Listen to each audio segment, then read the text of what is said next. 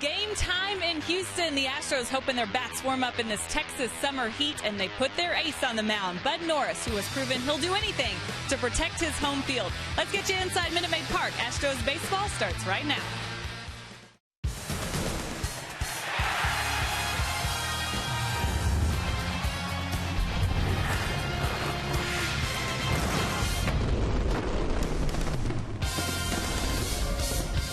Live from Minute Maid Park in Houston, Texas, Comcast Sportsnet brings you Houston Astros baseball. Tonight it's Game 3 of this 4-game series. The Astros take on the hot Tampa Bay Rays.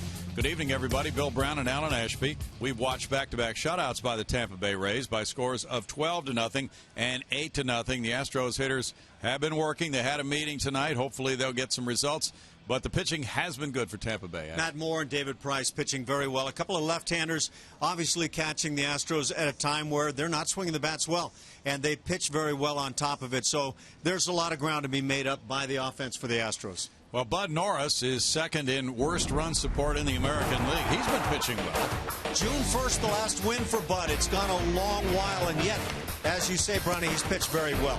And I think club after club would come out acknowledging that Bud Norris has pitched just about as well as anybody they've seen for a while, and yet he has nothing to show for it. Bud Norris, I think, is a guy that is trying to show that he's leading the staff and doing it in the right way, just can't pick up the wins. This year, 5-7, ERA at 3.35, and great numbers right here at home over the last month, even shaving those numbers a bit with that 277 mark. His mound opponent for Tampa Bay will be a right-hander this time, a veteran, the artist formerly known as Fausto Carmona with Cleveland. Now Roberto Hernandez, 3 years older than he was with Tampa Bay. Once upon a time, a really good-looking pitcher with the Cleveland Indians. He's hit on hard times in recent years, and this year is one of those years. He's given up a bunch of home runs, 15 already, 2 even in his last start, but that was his best start of the season. That's the one you're looking at against the Toronto Blue Jays. He allowed 3 runs over 8 innings and a couple of home runs allowed in that ball game as well. So tough sledding in June with a 5.18 ERA, 1 win and 4 losses, and 5 home runs. That's been a problem for Roberto Hernandez. Now coming up here from Minute Maid Park, Julian Morales has a visit with the all-time Tampa Bay Rays home run leader, who's back in the Astros lineup, Carlos Pena, in just a moment.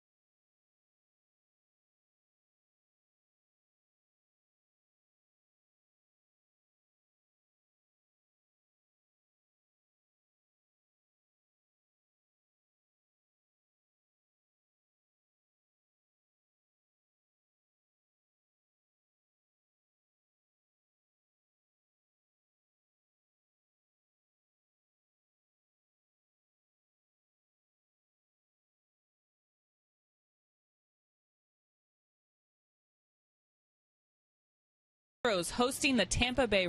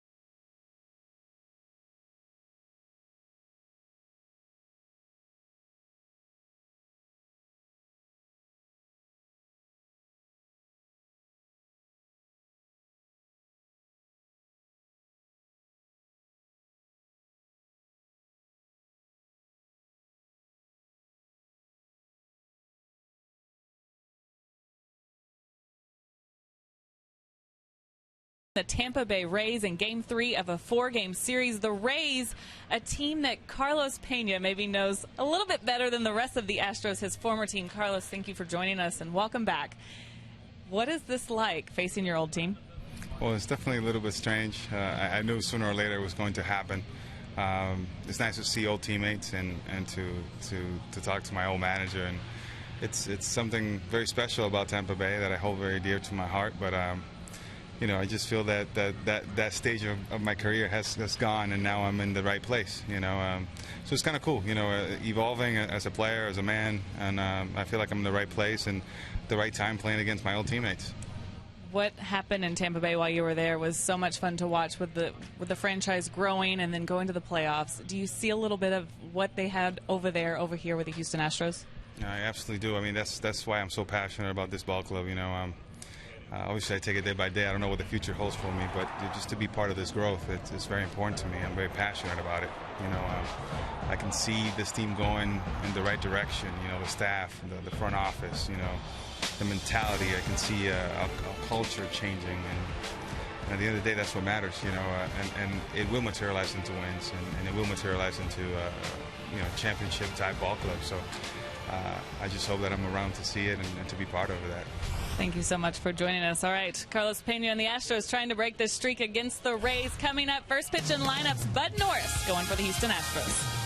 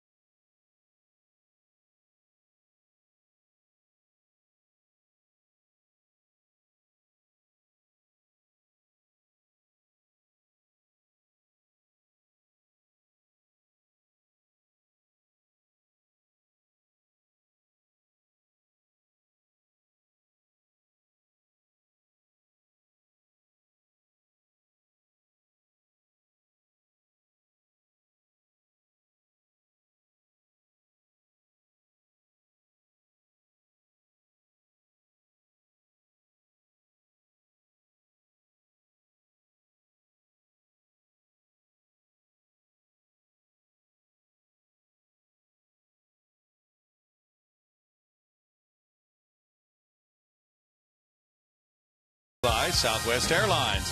Find our fares online only at southwest.com. And by your local Toyota dealer. Toyota, let's go places. It's another sizzling summer day outside. Inside, the air conditioning pumping as Bud Norris warms up to face this Tampa Bay starting lineup as the Astros meet the Rays in Game 3 of a 4-game series. It's Desmond Jennings leading it off in center field. Matt Joyce, who is in the throes of an 0-for-20 slump, is the left fielder. It's Ben Zobrist at second base batting third. The cleanup man is designated hitter Evan Longoria. It's Houstonian James Loney batting fifth at first base, followed by right fielder Will Myers, third baseman Kelly Johnson, catcher Jose Molina, and shortstop Yunel Escobar. For the Astros on the hill tonight, 28-year-old right-hander Bud Norris, 5-7, 3.35 the ERA. That last start, a very good one in a no-decision cause for Bud against the Angels. 7 innings. Allowed 1 run. It was unearned. Just 4 hits and a walk, 5 strikeouts for Bud as he continues to pitch great baseball, especially right here at Minute Maid Park. And the Astros have committed 66 errors, hoping to lock down a tight defensive game tonight. Defensively, it'll be Jason Castro behind the dish. Around the infield, right to left, Brett Wallace, Jose Altuve, Ronnie Cedeno, and Matt Dominguez. In the outfield, Brandon Barnes in center, flanked by J.D. Martinez in right and Chris Carter in left. The Rays have won 7 of their last 9, and they've allowed only 16 runs during that span. The Astros have lost 5 in a row. They've scored 5 runs total. And now looking to break out. But first, it's Bud Norris trying to hold down the Tampa Bay Rays, who got a run in the first inning last night on their way to an 8-0 win. They got 3 in the third inning Monday night and took that to a 12-0 victory. Jennings with 10 homers, 34 runs batted in, starts the night with a .257 batting average. Jennings has not been leading off most of the season against right-handed pitching. It's usually Matt Joyce, a left-handed batter. But the Rays like his at-bats lately. The discipline he's had in the strike zone, so he gets this assignment against Bud Norris. Right-handed hitters are hitting just .235 against Bud, and his slider can be a real equalizer against right-handed batters.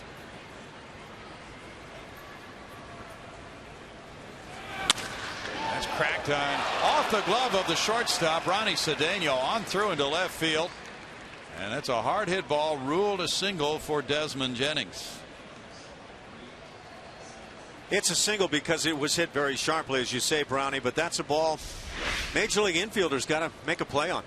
I mean, it's right at Cedeno. He goes up the ladder, but he gets high enough on the rungs to make the play.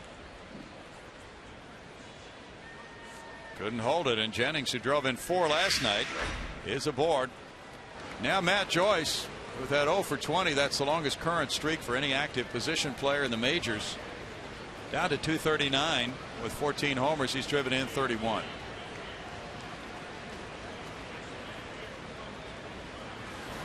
Joyce takes a look at it. It's strike 1 for Norris. Joyce is 0 for 4 in this series. Matt, 28 years old, from Tampa, Florida, 12th round pick in 05, and that was by Detroit. Tampa Bay got him in a trade for Edwin Jackson after the 08 season. Close play at first as Bud guns the throw over to Brett Wallace on Jennings. Jennings has 10 steals in 16 attempts. The Rays are 12th in the American League in stolen bases with 38. He's going. Here's the throw from Castro, and it's right there, but not in time. Very accurate throw, but Jennings gets steal number 11. Good jump. Not a great jump anywhere ahead of things, but in watching Cedeno take this throw, though a quick tag wouldn't have made any difference, there was no tag until right at the tail end of things. Not sure he handled that ball the way he wanted to. Matt Joyce with a 1-1 count. Pulls one, and there's a diving play. Wallace can't hold it, though. Now he scrambles and does not make a throw. Wouldn't have had him with the throw. It's an infield single for Joyce. That snaps the 0 for 20 for Joyce. Wallace keeps it on the infield, lays out for it, almost gets it in possession, but it trickled away out of his mitt. I think human nature would have Bud Norris rather frustrated at this moment as he just gets underway here against Tampa Bay. A couple of balls in the infield, and yet nobody out, and the Rays setting up shop. It's a very nice diving play by Wallace, just can't complete the deal. First and third, nobody out, and now Benjamin Zobrist. Since 09, he leads the American League in walks with 397. And Zobrist, with the Astros setting up for a double play, has a great RBI opportunity early. That's ball 1 to the former Astro farmhand. 268, 5 homers. He's driven in 43 in a very nice first half for Zobrist in the RBI department. Twice he's driven in 91 in a season. He was an all-star in 09. And that year he hit 27 homers. He belted 20 more last season.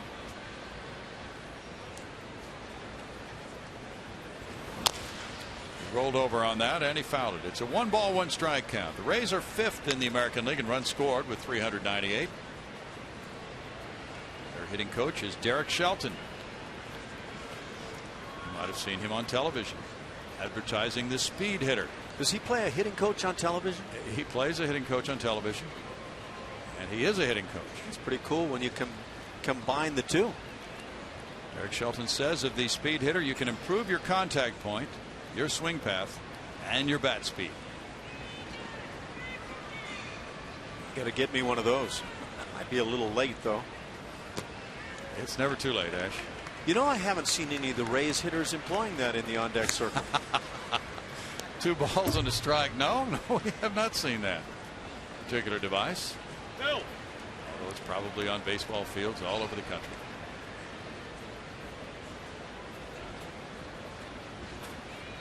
Evan Longoria is on deck. Zobrist is 32 years old from Eureka, Illinois. He takes that one. It's a strike. That evens the count at 2-2. Bud Norris is 0-1 in his career against Tampa Bay with a 6.30 earned run average.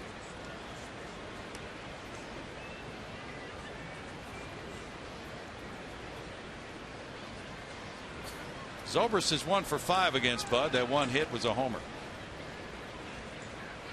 Bud took a 7-2 loss in 2011 to Tampa Bay. Got a no decision against them back in May of 2010. And the throw goes to first. Joyce has 6 steals in 7 tries. Cole Porter's club hoping to get things reversed, losing 5 in a row. And it's been a rough homestand so far with only 1 win against the St. Louis Cardinals.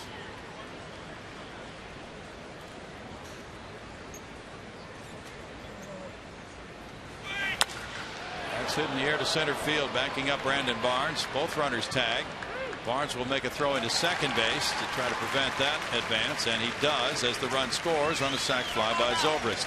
44 runs batted in for Benjamin Zobrist, and a 1-0 Tampa Bay lead with Jennings scoring. And much better by Brandon Barnes in center field, where we had seen a couple of times last night maybe not the strongest and most immediate throws from Brandon. The main objective there, the run was going to score, was to prevent Joyce from advancing to second base, and that throw did that. Now Longoria bats.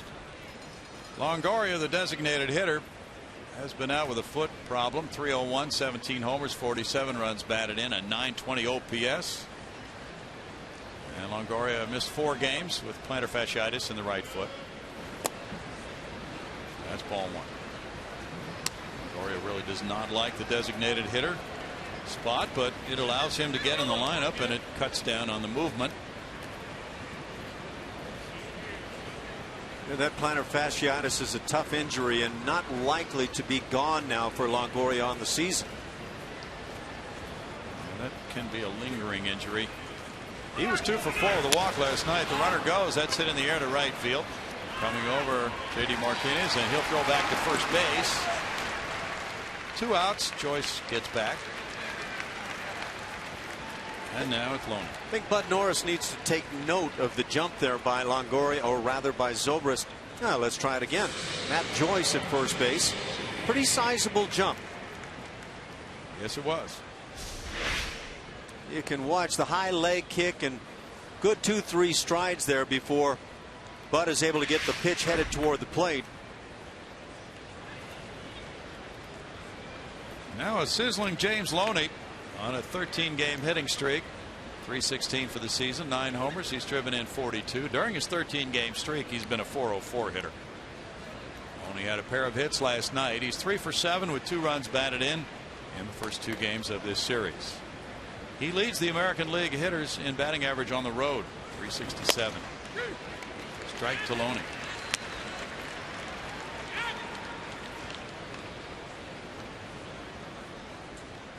Loney's hit lefties exceptionally well too. On the road 367, at home 267. It's funny when you look at that ballpark in St. Pete, it looks like a hitter's haven. Well, it's his first year with Tampa Bay, so maybe he's acclimatizing himself to Tropicana Dome. 1 ball, 1 strike. Tropicana Field it is, right? Tropicana Field, yeah. with the array tank out in center field. There's pitching coach Jim Hickey, former Astros pitching coach. You know when you've gotten there, the roof looks like it's at a terrible angle to the ballpark. Runner goes, bouncer to shortstop. He's right there at second base. Cedeno with a force play on Joyce. It's 1 run, 2 hits, and a man left. After 1/2 inning, Rays 1, Astros coming up.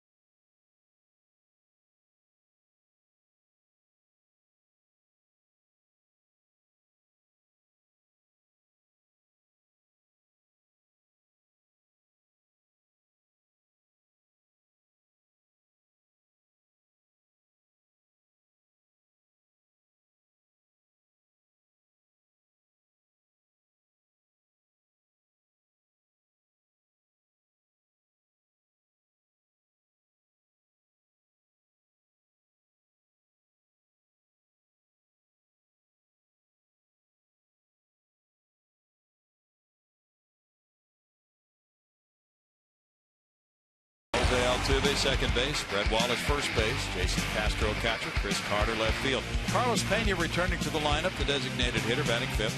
In right field, J.D. Martinez. In center, Brandon Barnes. At third, Matt Dominguez. The shortstop, Ronnie Cedeno. On the mound for Tampa Bay, some call him Roberto Hernandez, at least these days. 4.9 on the year. 4.98 the ERA. He's 32 years of age. Opponent's batting average against it, 277. Pretty even, right-handers and left-handers. Big number, those 15 home runs allowed. Altuve with a broken bat, flares one to left. Yunel Escobar gives way, and there's a sliding catch by Matt Joyce. Good play by Joyce for the first out. When Escobar hears the call from Joyce, shortstop just sprints to his left to get out of the way, and Joyce doesn't know at that point if he's going to have a collision or not. He wisely goes into the slide and comes up with the play.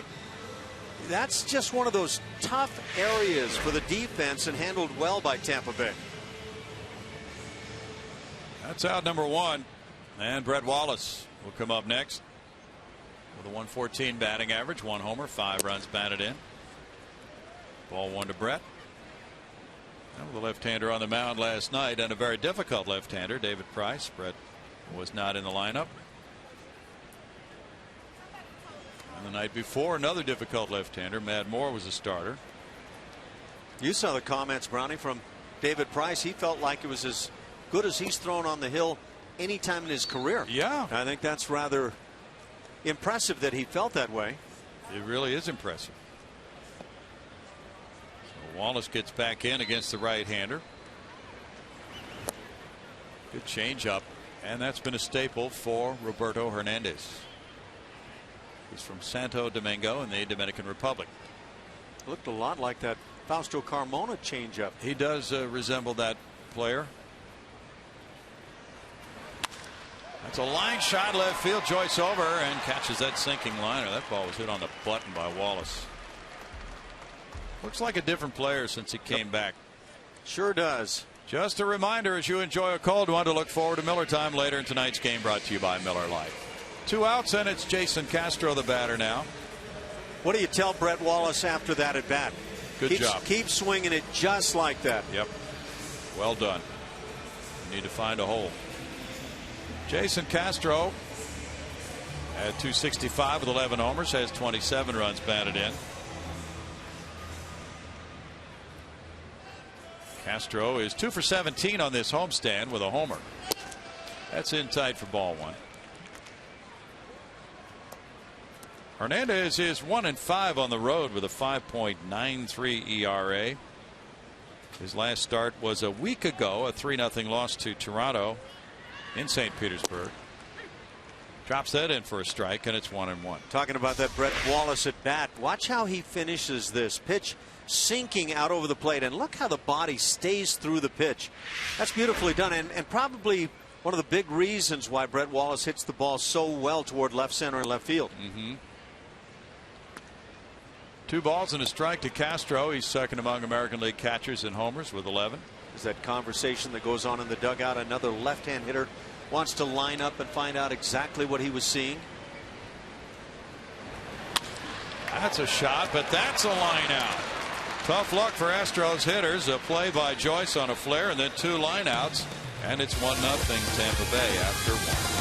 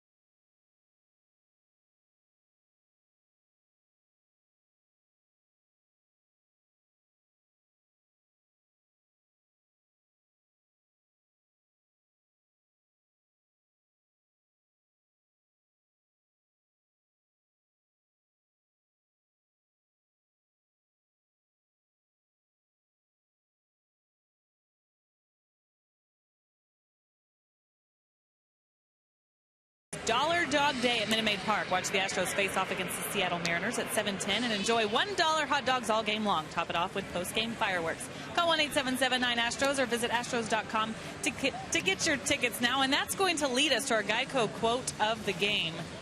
It is from Humphrey Bogart. You know the one I'm talking about. A hot dog at the ballpark beats roast beef at the Ritz, guys. Here's looking at you, kid. Have you had the opportunity to sample a hot dog here in this ballpark, Julia? Here, yes. Very good hot dogs at this ballpark. You know, there's a really good hot dog, if you call it a hot dog, it's called the Boomstick at Rangers Ballpark in Arlington that I'm looking forward to try as well. Maybe Ash will partake of one of those. If I could get Julia to just help out a little bit. To share. The Boomstick, huh? The Boomstick. Named after Nellie Cruz over there. Oh, yeah. And then you'll have Jeff Blum in the mix, too. He'll go for one. Oh, I'm sure. I'll bring a couple up. Now we're talking. Jeff Blum unleashed, returning to the airwaves Friday night in Arlington. It's been a while for Jeff. Will Myers swings at the slider. There's strike one to the rookie at 290 with 3 homers, 11 runs batted in. Will Myers not happy with that swing. Can't say I blame him, but he hasn't seen Bud before, and that's a sharp breaking, late breaking slider. So that's going to happen the first time around, isn't it? A few times until you can get a feel for a guy. I think so, and a lot of times you'll see those check swings come because you start to swing at what you think is a fastball and you get something else. It was kind of intriguing watching Myers. He just went ahead with the swing.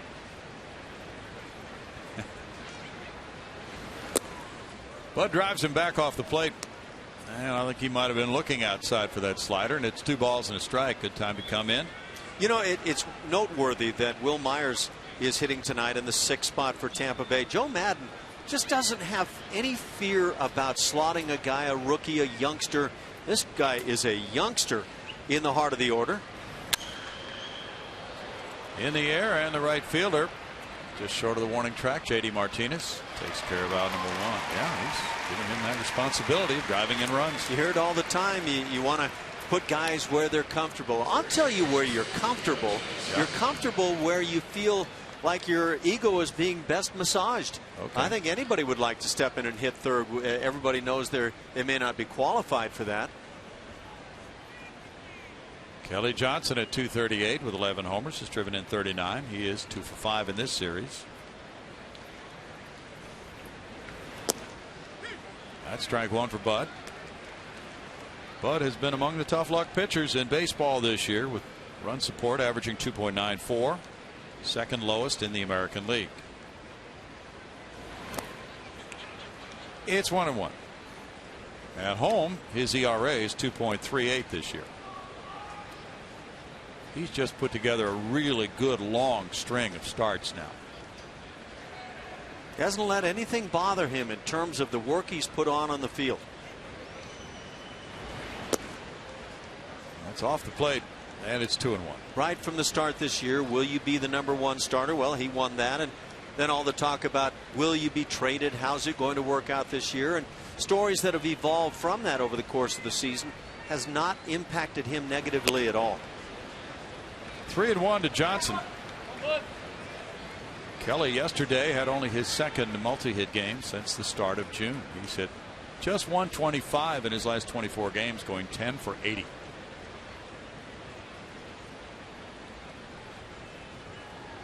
Molina on deck. Foul back, and it's 3-2 now to Johnson. Kelly Johnson, one of those left-hand hitters who can take you deep all over the ballpark, but especially left field. He's got that type of power.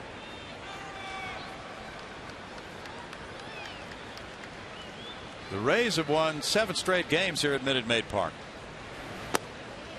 That's a walk to Johnson. First of the night for Norris. It's 33 walks for Bud this season in 103 innings. He's kept that under control.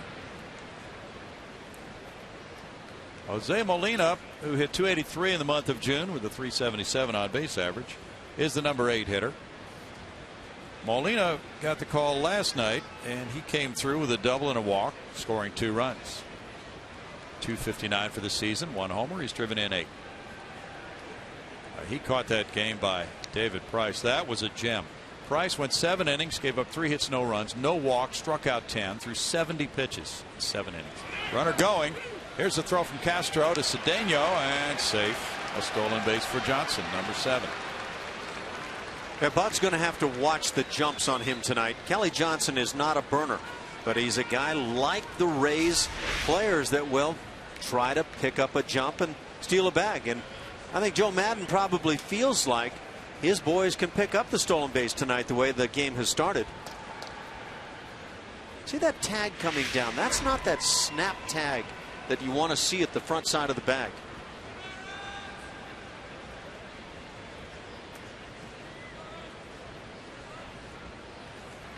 Molina lays off the slider, and it's 1-1 to Jose.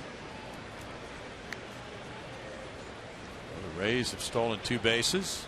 Jennings stole second, came around to score on a sac fly. 40 steals, only 18 caught stealing for Tampa Bay this year. It's 2 balls, 1 strike. In the power department, they are, well, in pretty good shape in homers. 96, 3rd in the American League. And they've hit 33 in the last 25 games, with their opponents belting only 16. So a good balance of home runs over their opponents' homers for the Rays lately. It's really been the difference offensively for Tampa Bay this year, the home run. It's true with a lot of teams this year. 3-1 now to Molina. Rays in recent seasons had pitched so well and just not scored a lot of runs, and yet found ways to win. But they picked up that power side of the game this year. Molina has started now 47 times in 85 games at catcher, sharing this spot with Jose Lobaton. Lobaton caught Monday night, and he had 3 hits. And Matt Moore pitched a fine game that night, 7 shutout innings. Fly ball center field. Barnes tracking it in, and it's out, #2. Well, the Astros feel like they've seen two really outstanding left-handers back to back in Moore and Price. And Tampa Bay looking strong in the AL East, just 5.5 behind Boston at 45-39. And looking at the stretch of games now up to the All-Star break is a chance to maybe get a little bit closer. Norris has 2 outs. Jose Altuve comes in to talk with him. It's Yunel Escobar coming up to hit ninth. There's a look at the AL East. The Orioles have fallen 3.5 back, and they're starting pitching, causing them to make a deal with the Cubs yesterday to pick up Scott Feldman.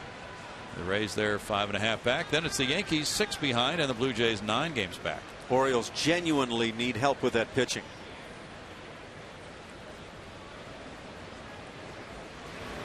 Escobar takes ball 1. Escobar with 6 homers, 33 runs batted in, carries a .243 batting average. And he was very good in the field last night. Made a terrific play from the hole at shortstop. He is 1 for 7 with an RBI in this series. Great tools defensively. Terrific throwing arm. Fouls it back, and it's 1-1. It's one of those guys that's maybe a little oversized as a shortstop. Big, strong kid. But that throwing arm makes up for any deficiencies he might have with that size. He's listed at 6'2".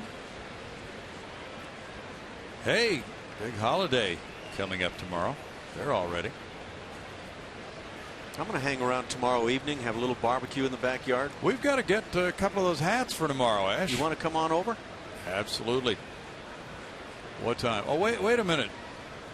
You've got a flight to catch. Oh, you're going to let technicalities get in the way. You've got a game Friday night in Arlington, Texas. Come and join in. You and Julia Blummer. Those, what you call it, boomsticks? Yeah. What are the hot dogs called up there? I don't know if she said boomsticks or broomsticks. I don't know what she said. I'd like to go on up there and have the club take a broom with them. Are you looking to sweep the Rangers, Julia, or what were Boomstick. Boomsticks. Nelson Cruz calls his bat boomstick. I see. Well, I know that they say boomstick when he hits a home run. I'm not sure if that's the name of his bat, but yes, boomstick. And gee, that sounds tasty. Yeah. What's scary is how big the hot dog is. Okay. They struck him out looking. And that's number 1 for Bud tonight. It's no runs, no hits, and a man stranded. And it's 1-0 Rays after 1.5.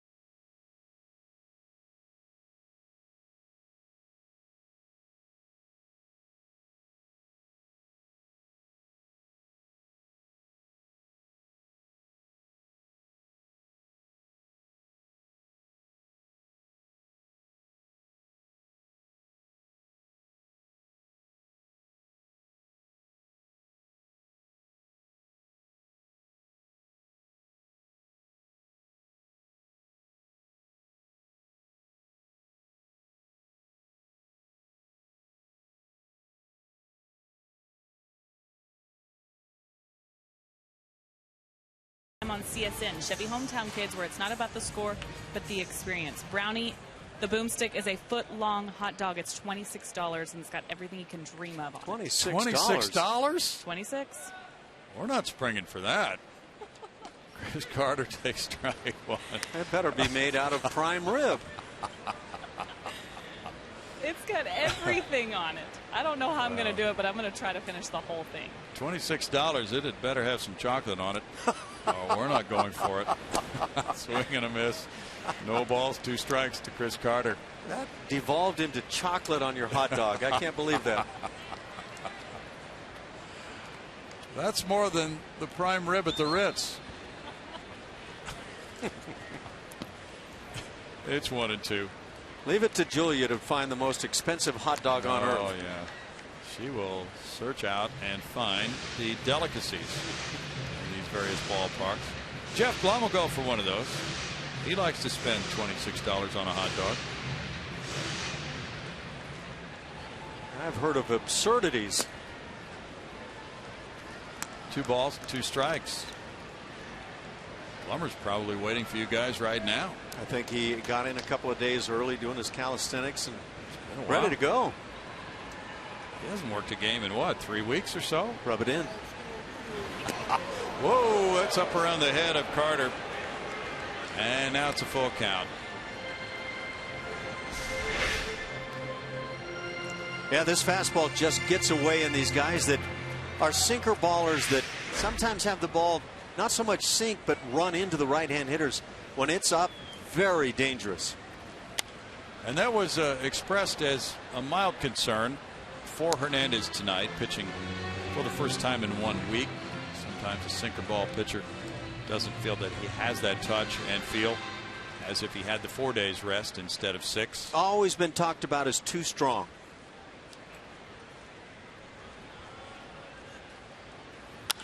Carter hits one high to left field, and this game is tied at 1. Chris Carter unloading number 16 for the club leader, giving him 41 runs batted in, and the drought is broken.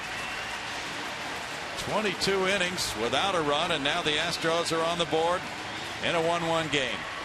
Now, as a hitter, you can't be too strong, and this was a sample of what Chris Carter kind of teases with every now and then, and he's done it, like you say, 16 times. Good stuff. Takes that good sinker down around the knees. You know, that was impressive, Ash, after that pitch up and in. Yep. That he stayed down on that. It's nice when you can respond that way after a brushback pitch. Okay, take that. And now Carlos Pena. Pena hits one to center field. That backs up Jennings. It's out number 1. Carlos just returning. He's been away in the Dominican Republic. There was a death in the family. And Carter and Will Porter have a moment there as the game is tied at 1. Pena hits the next pitch in the air, and now it's J.D. Martinez batting. J.D. was saying that he thought for him, Matt Moore, who pitched Monday night, was tougher than David Price last night. J.D. 1 for 3 in last night's game. But he said Moore was tough for him to pick up Monday night. Ball 1. Moore had a good changeup going. 1 ball, 1 strike, 245 for J.D. 7 homers. He's driven in 30. I thought that was the big thing with Matt Moore. His fastball was a little short of his very best, but his changeup was exceptionally good. 1-2 now. David Price also maybe a little short of his very best. Maybe 97, 98 miles an hour on occasions for David Price last night. I think it hit 96 a time or two, but he said he felt as good as ever.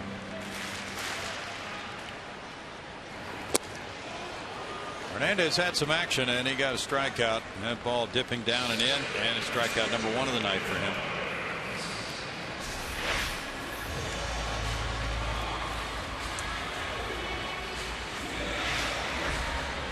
Now Brandon Barnes comes up with a .256 average. Brandon has 3 homers. He's driven in 17 runs. Brandon 0 for 5 in this series. 4 for 20 on the homestand. Little nubber goes to third. There's a throw to first by Kelly Johnson. And after the home run by Carter, Hernandez gets the next 3. It's tied at 1 after 2.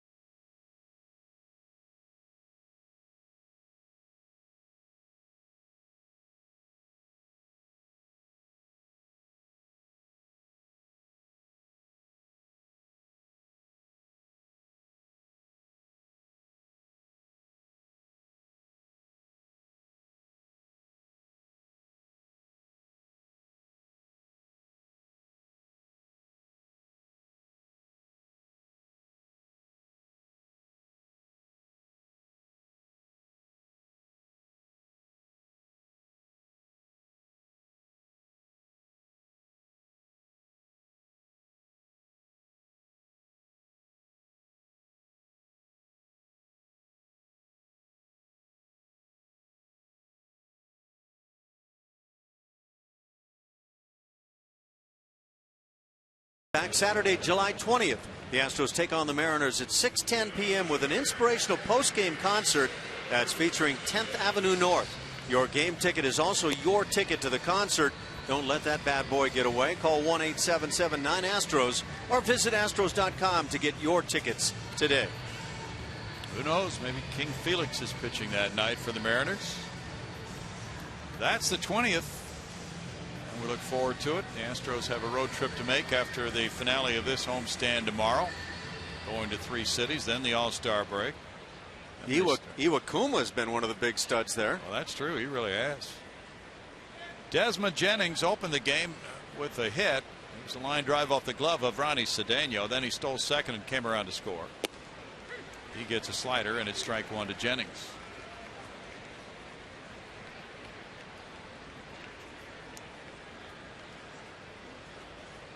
Bud Norris is 33 and 44 in his major league career. That's in for strike 2. Bud was out with the group called the Candlelighters the other night. And he has affiliated with that charity this year for several events. Some meet and greets at the ballpark, golf tournament, things of that nature for families dealing with cancer.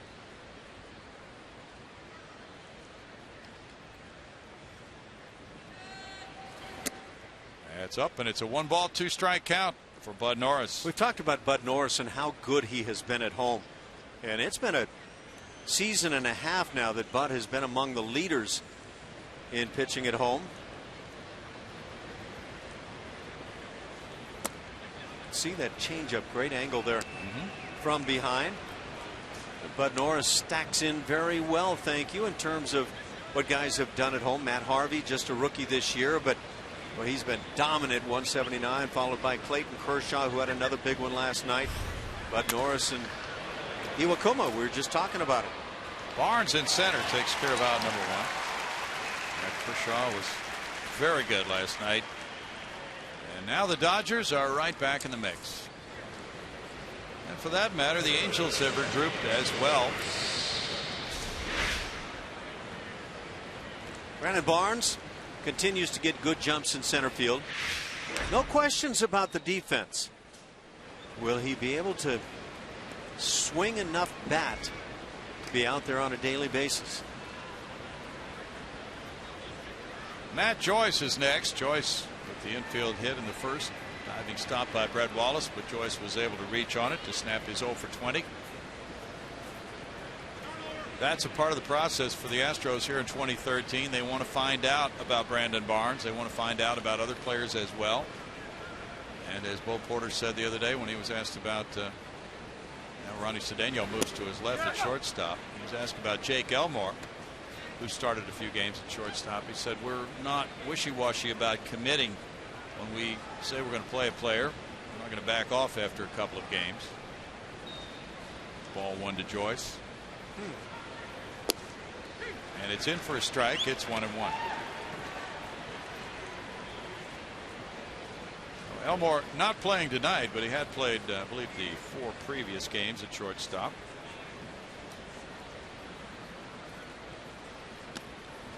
Justin Maxwell is going to head out on a 1-game minor league rehab assignment. He'll accompany the team to Arlington, Texas tomorrow after the game, and then probably Sunday go play in a minor league game and be set to go for the opener in St. Louis, hopefully Tuesday night in that 2-game series. Fly ball right field. JD headed back. Warning track catch, 2 outs. Well, Justin is feeling very much better. He is no longer suffering the effects of that slight concussion. Looks like that fastball from Norris got in on the hands just a hair. Just enough to keep this ball from sailing out of here.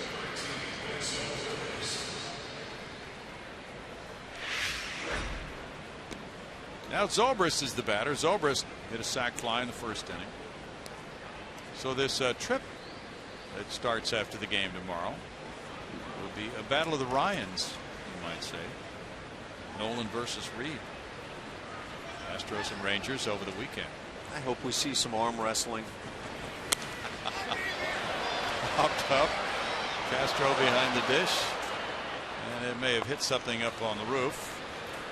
the way they responded, they being the home plate umpire Bob Davidson and Castro, it looked as if that ball took a sharp turn based on hitting something.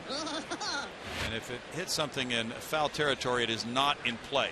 That's why Jason didn't go over and try to catch it. If it hits the roof above fair territory, it is in play. And there's a little bit of your something up there that balls tend to hit. It's way up. And this one goes to shallow left. Ronnie Cedeno back. Norris has a 1-2-3 third inning, and it's 1-1.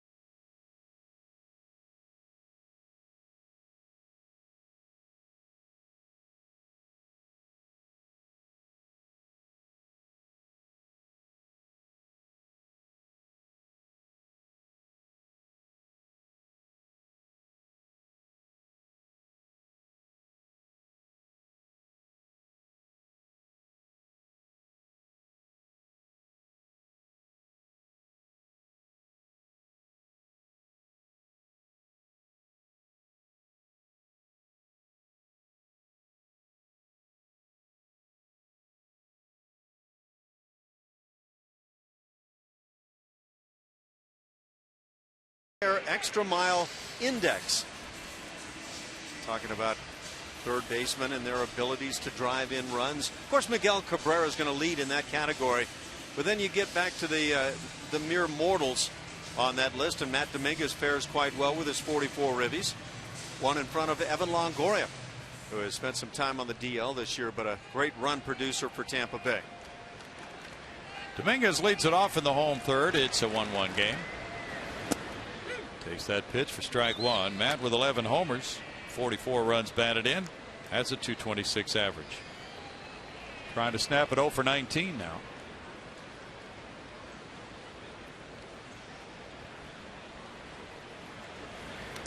And he said he's just trying to do the same thing in terms of preparation for ball games as when he's going well. He always seems so nonplussed. Yeah. Whether positively or negatively. Can he be plussed negatively? I guess you can, at least in the context of this statement. But yeah, he just never looks like anything's impacting him. If you plug your finger in a socket, you can be plussed. Ground ball to shortstop. Escobar. One down. And that's the kind of thing Hernandez would like to ride. That sinker with the ground balls quite a bit tonight, no doubt. Ronnie Cedeno comes up next. Yeah, Matt does keep it on an even keel very well. The Astros hitters were in a meeting today before batting practice. Cedeno at 232 has one homer, 12 runs batted in. Some of the coaches were in there with them. And it's kind of tough to say, well, you know, we've been shut out back to back, and put a whole lot of blame on the hitters because of the way Matt Moore threw the ball and David Price threw the ball, but they may have been unhappy with some approaches here and there. Yeah, I think you have to pick your times. Of course, it has been a rough slide recently offensively for the club. In the air, and the first baseman comes over. Loney into foul territory. We're out number 2. Of course, let's be honest, Roberto Hernandez allegedly has not been mowing down hitters this year. No. And so, yeah, you'd love to see on a night like this where the bats have a chance against somebody, to see that chance come to fruition. Batting average against him is .277. He's given up 99 hits and 21 walks in 90 innings. He's had some traffic. Decent strikeout numbers. He's had some good seasons with Cleveland. 2 outs now, and it's Altuve. He hit a little pop up, caught by a sliding Joyce in left field. Strike one to Jose.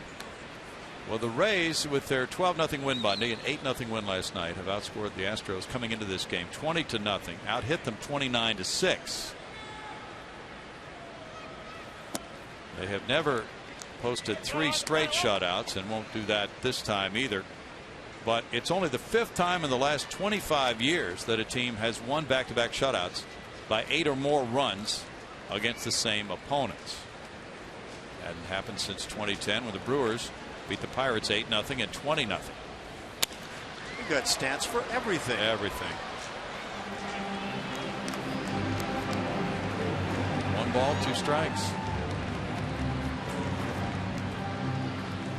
I was asking Jose Altuve about the Astros' newest acquisition.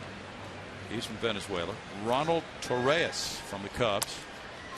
Off the glove of Hernandez. That slows it down. That means Altuve will reach with an infield single for Jose Altuve. You see Altuve there after getting by the bag, both hands kind of going up like, really, is that what it takes to finally get a knock?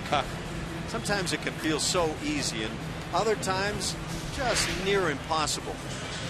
And this is a play that really Hernandez likely should have made. He's frustrated with himself. Altuve couldn't be more pleased. Yeah. At that point, you're sniffing it. You feel like you got it. Oh, boy. Really? Thank you.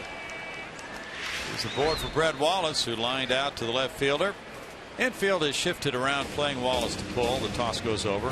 Altuve is 7th in steals with 18 in the American League. He's been caught 5 times.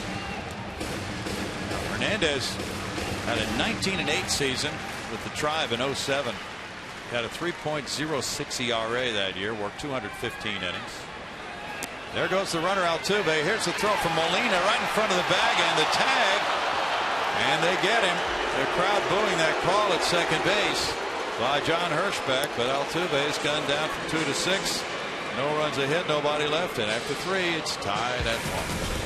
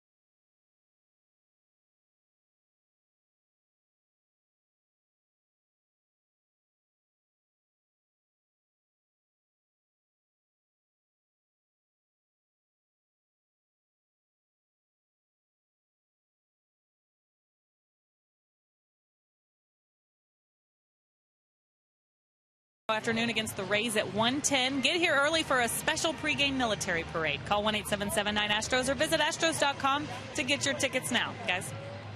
Sharp looking hats, Julia. This guy's in preparation for tomorrow, Independence Day. Martina McBride will be singing that song at Eleanor Tinsley Park when you guys are flying up to Arlington. Here's the missed call at second base on the steal by Jose Altuve that was ruled a caught stealing by John Hirschbeck. Well, look, even if the glove had touched Jose on the knee area, the foot's already on the bag. It's, I don't know. That didn't even look good with that effort to kind of reach with the tag. Hard to figure. Not sure about his positioning there, whether he had a good view of that. Evan Longoria takes strike one. Longoria hit a fly ball to right field, and Hirschbeck might have been blocked by Escobar from seeing that play better.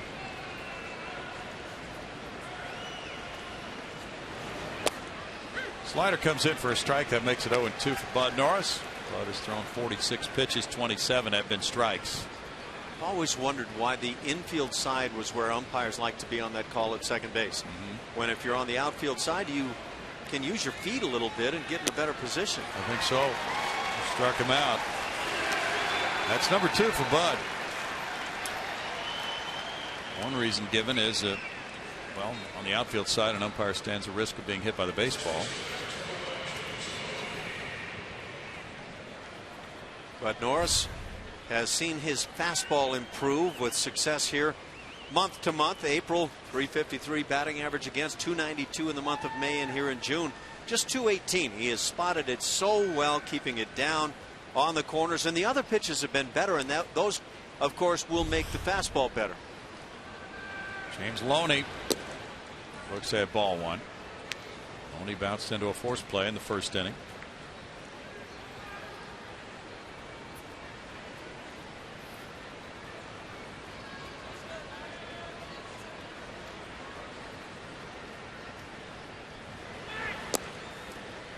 Norris misses there, running it away from him, and it's a 2-0 count for Loney. Detroit leads at Toronto at 6-0 in the bottom of the 6th inning. With Max Scherzer on the mound, Mr. Undefeated, Mr. 12-0. 5 innings of 2-hit shutout ball for Scherzer. 2-1. Mr. Justin Verlander's understudy. But finding the outside edge here. He's getting a lot of running action on that fastball. He is.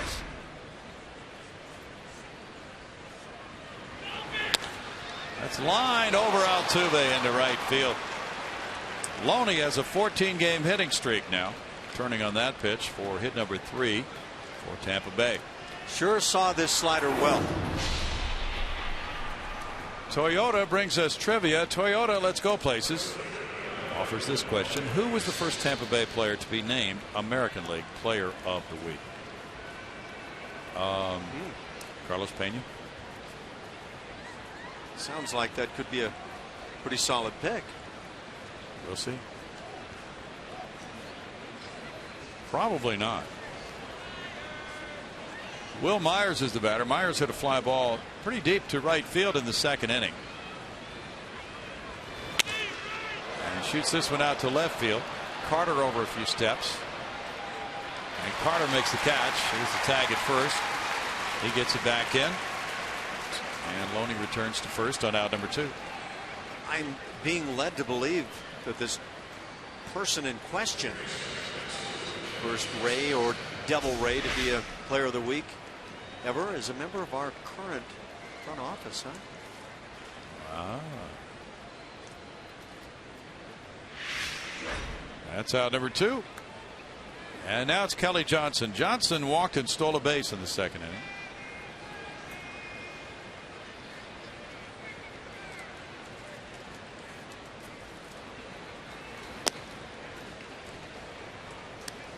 That's ball 1. Enos Cabell. No, just kidding. Actually, I was asking myself, was Enos ever a member of that club? No, he wasn't. Let's see. Cheo Cruz. Another great pick. 1 ball, 1 strike to Johnson. That's a good question, huh? Have you got it? No. Player personnel.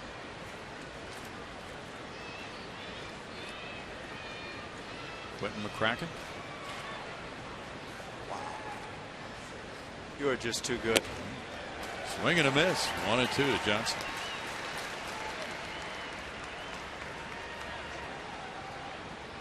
Toyota will tell us the answer to this trivia question. The first Tampa Bay player to be named American League Player of the Week. Quentin McCracken, April 5th, 1998.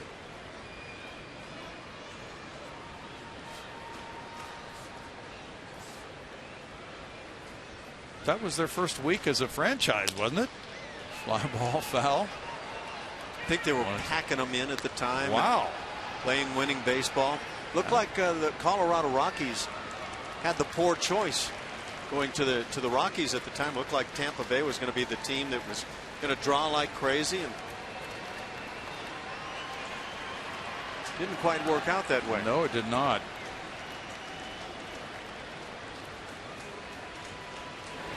You know, they had the stadium in place before they got the team. That's in the dirt.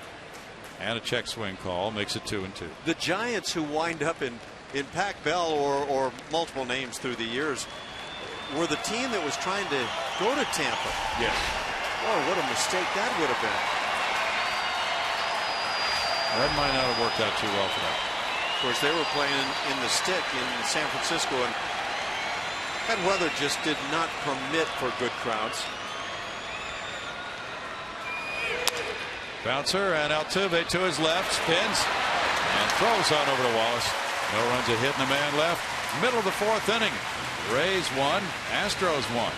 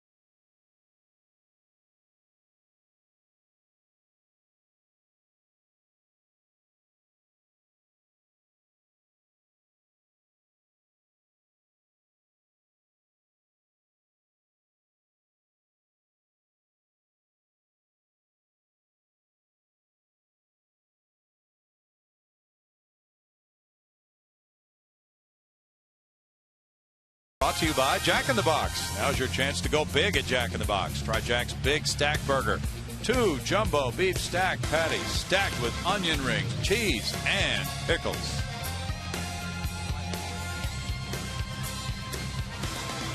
Downtown Houston, about to be vacated for some vacation time. July 4th coming tomorrow. Big day at the ballpark here. The finale of this homestand. Jordan Lyles and Chris Archer get it started. 12:30 for Astros Live pregame tomorrow. Brett Wallace lined out to left. And now he bounces one to first. Loney takes it to the bag. 1 pitch, 1 out. That's the 4th first pitch out for Hernandez.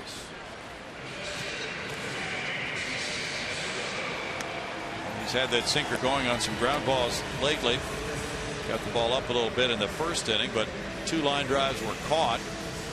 Then Carter tagged him for a homer in the second to tie it. Now it's Jason Castro. He lined to short in the first. The Brewers are, well, they beat the Nationals today 4-1, so they're enjoying that. Kyle Loesch won his 4th, beating Ross Detweiler. He's 2-7 now. Anthony Rendon hit his 2nd home run for the Nats. There's strike 1. Nationals are playing .500 ball, but Atlanta is setting a pretty good pace in the AL East. NL East rather, with a 7-game lead over Washington coming into today. It's 1-1. So the Brewers apparently are going to be sellers, maybe big time sellers, but Ryan Braun's on the disabled list right now, and evidently they will not be entertaining offers for Mr. Carlos Gomez and a few other players. 1-2. I would think they'd want to keep Jonathan Lucroy. Done a nice job behind the plate and with the bat. And Carlos Gomez, maybe one of the more impressive players we've watched this year. Yes. Max effort guy. Yep. Max effort, and it comes with results. A lot of max effort guys are guys that kind of hang around because of the max effort, and the results aren't quite good enough. Castro takes, and it's up for ball 2.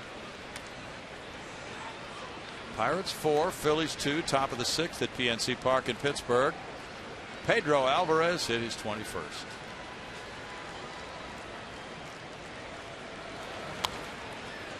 Castro, that was right in his wheelhouse, and he fouled it.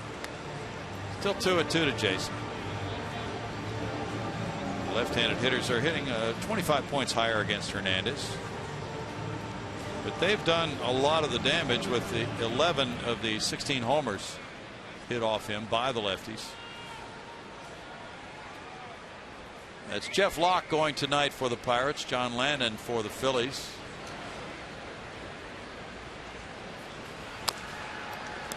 Foul ball. Well, apparently those deals might have been shaking loose some other deals now to come. There are lots of trade rumors out there at the moment. Could be an early trade season this year from what some of the stories are reporting.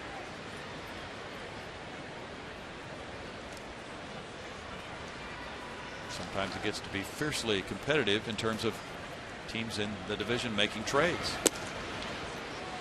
Well, if our nearest competitor made a deal, maybe we should make a deal. 3-2 and that kind of thing.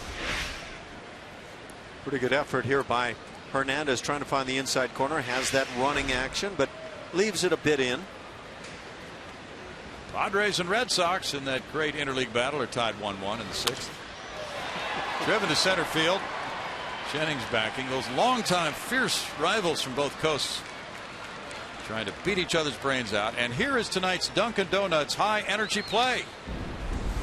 And it's Chris Carter putting a fierce swing on a pitch. Got that fastball down around the knees. Put a little elevation on it. Chris Carter, 16 bombs on the year. 229 batting average. How's that all play out? Well, he scored 34 runs. Carter taking that pitch just past the halfway point of the season. He's driven in 41, 318 on base average, 444 slugging percentage,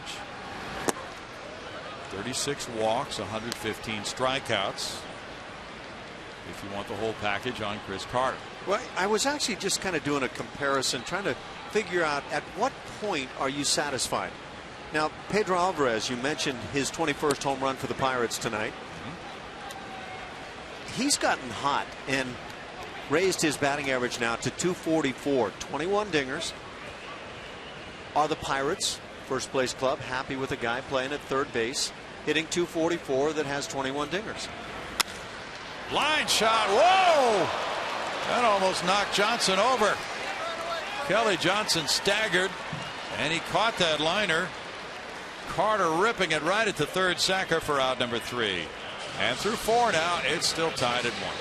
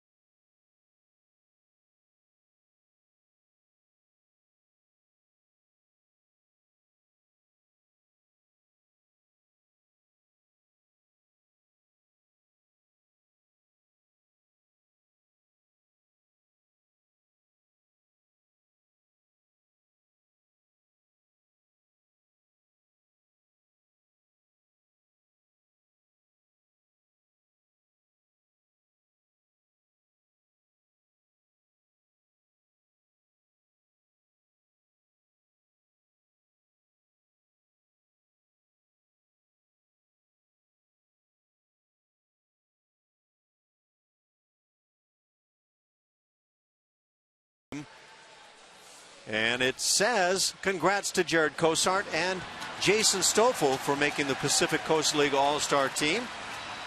That's from CC Hooks. And it is a big congratulations. The guys have been doing a terrific job on the minor league level.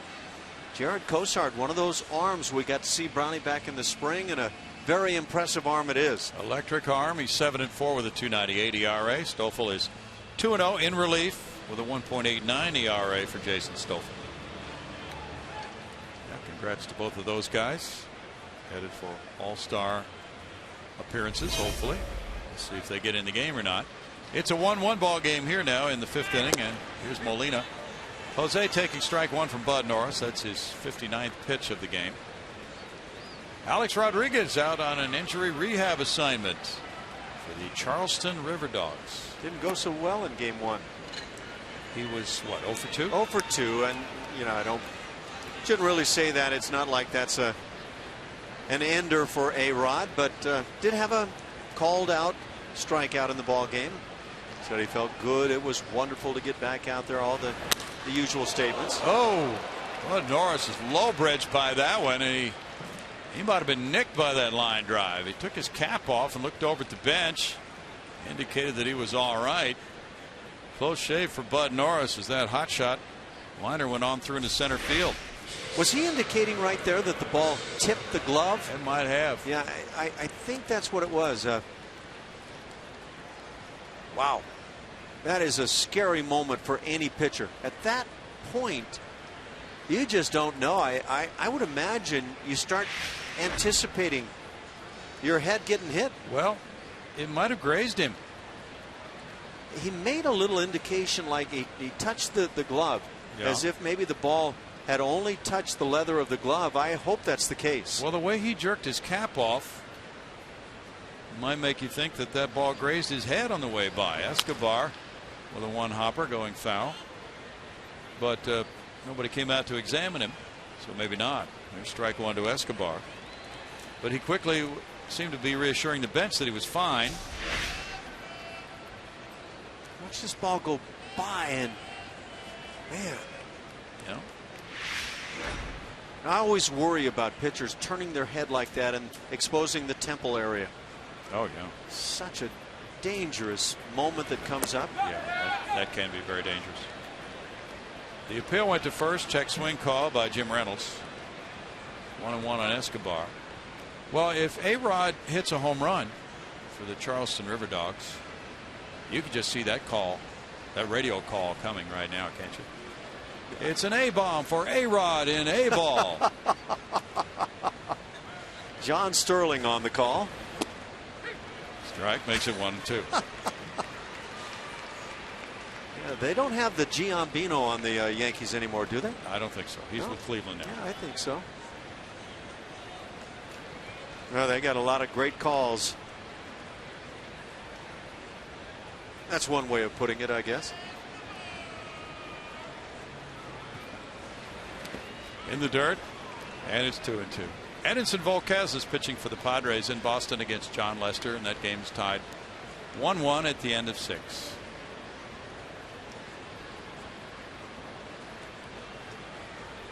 Diamondbacks and Mets are delayed by rain at Citi Field in New York. The Diamondbacks have not had a win from a starting pitcher in 24 games. And they're playing against Matt Harvey tonight. Foul back. Matt Harvey, now the game is underway and no score. Harvey has been absolutely magnificent. He might be the starter in the All-Star game at Citi Field, in fact. Could be Patrick Corbin also of Arizona. But Harvey is on a target to pitch something like 240 innings at this pace. And the Mets are going to have to shut him down at some point if he continues at this pace, it would appear. I think you need to double check that.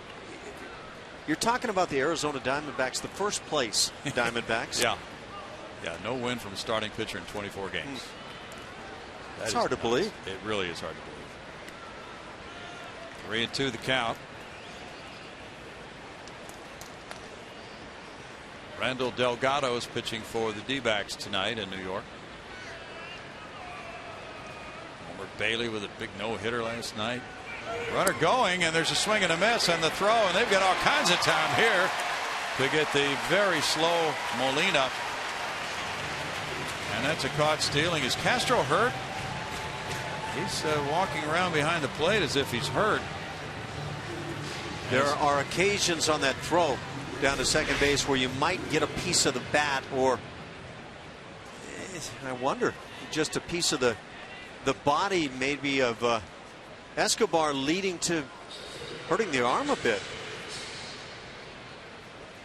Molina thrown out from 2-4 on a caught stealing. Yeah, Castro's hurting. I don't know if we can see that one more time. I'm wondering if that bat could have come around and hit Castro in the hip area. Yeah, I was watching for that, and it appeared it might have, but I couldn't tell. Because ball went to Jennings. The way he was grimacing, it gave me the impression the left hip could be in question. Yeah. And it could have been right there. I think it was. I think he got waffled maybe below the hip. Yep. So that was a double play from 2-4. Now a strike. That's the third strikeout for Norris. So a dangerous inning here. Norris almost grazed by that Molina line drive, and then Castro apparently hit by the bat of Escobar. 70 pitches for Bud. That's a good looking slider. 1-2. Tell you what, Jason Castro did very well on this throw to second base as he left it up for his infielder to handle nicely, with the slow-footed Molina heading on down to the bag.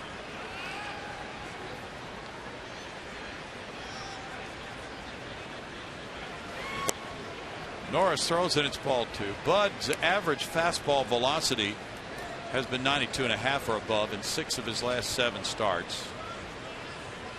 And that's up consistently from earlier this year. He's allowed only 2 homers in his last 8 starts. And he has not given up a home run to a right-handed batter this year. 3-2. You know, that last stat you mentioned I find remarkable as well. All of the home runs by left-hand hitters, and you would think somewhere along the line a right-hand hitter who you're going to see more of is going to have a chance to drive one out. Yes.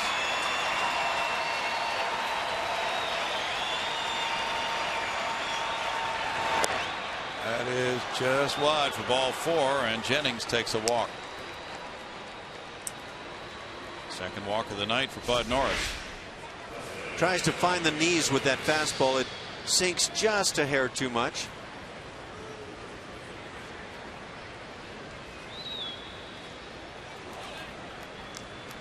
Matt Joyce is the batter.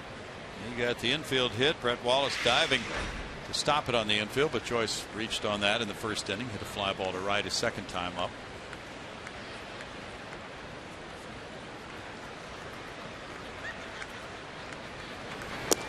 There we see a little slide step from Bud. Too much activity going on the bases. 2 steals tonight. There have been 9 steals against Bud this season in 13 tries. 14 now after this inning. Throw over to first. I believe, if I'm recalling right, there have been 4 runners in motion tonight. There's 1 thrown out there, Molina. Sounds about right.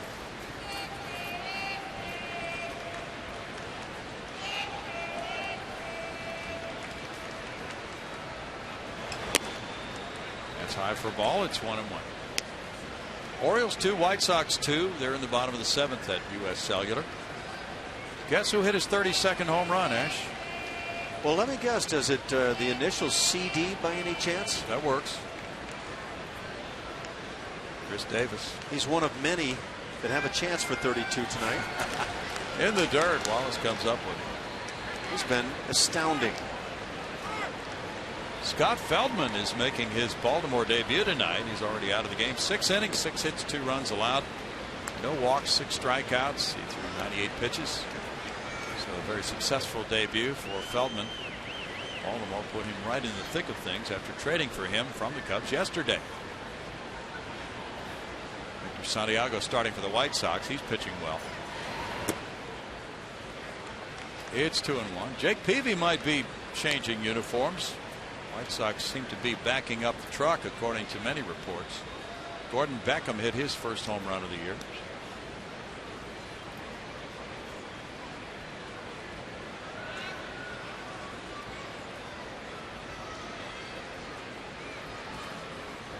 think the White Sox actually thought they were going to be pretty good this year. Yeah, I have to agree with you.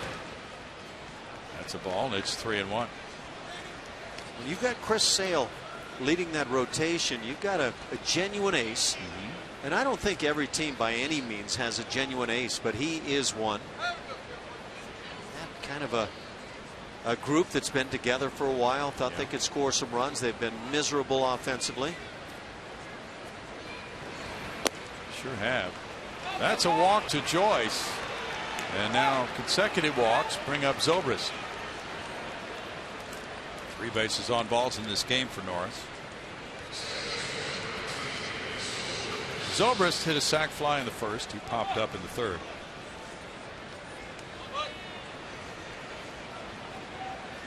Marlins lead the Braves 4-2. They're in the top of the 8th in Atlanta. Justin Ruggiano hit his 12th home run for Miami, and Brian McCann, number 10 for Atlanta. Now Doug Brocail's going to come out. Nobody warming up in the bullpen. He may have seen something on these back-to-back walks by Norris that he wants to impart. 79 pitches for Bud. Looks like that conversation begins with comments to Jason Castro, and may have simply been saying, "You all right?" But yeah, I think that when you don't initially talk to the pitcher, you're probably just trying to buy some time and eventually say, "No, just settle back into what we've been working on." That session in between starts is what's referred back to many times by coaches when they come out. 4 2/3 innings for Bud. He's allowed 1 earned run. Ricky Nolasco has gone 7 so far from Miami, allowing 2 runs. He is on the trade market, according to many reports. Mike Minor started for Atlanta tonight. Runner starts off second, then he goes back. That's a strike. Desmond Jennings was jumping around.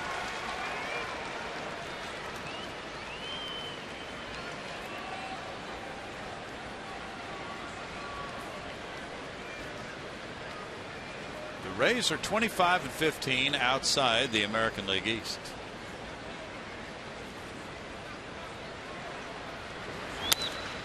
In the air and playable for Jose Altuve.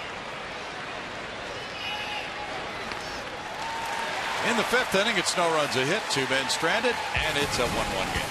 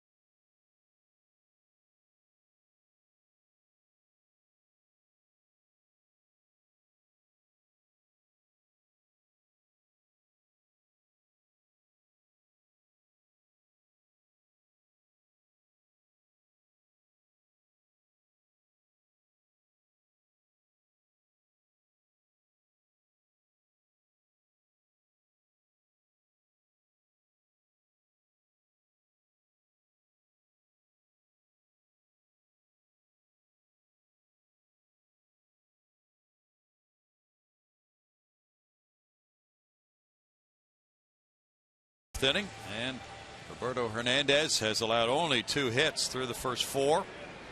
Has not walked anybody, has struck out 1. He's given up some line drive outs. Here's Carlos Pena. And there's strike one to the former Ray, who hit a fly ball to center field going for the first pitch in the second inning. Rays are overshifted on him. Third baseman Johnson well off the line, even with the bag. Escobar's really pulled around at shortstop, way on the first base side of second. It's 1-1 to Pena.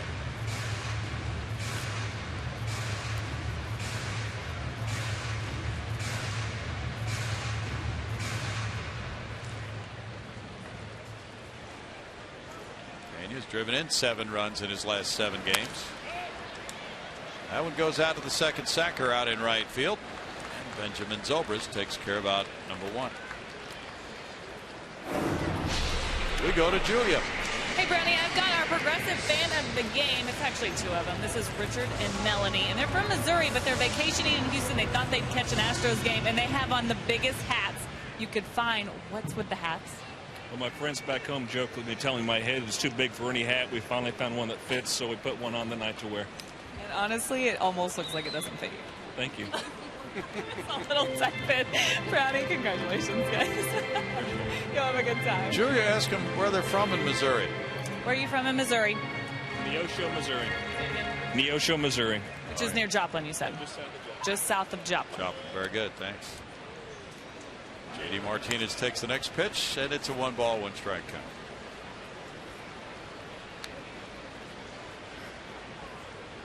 It's a way to make friends is to tell them it looks like their head doesn't fit in the huge hat. Huh? Yeah. It's 2 balls and a strike.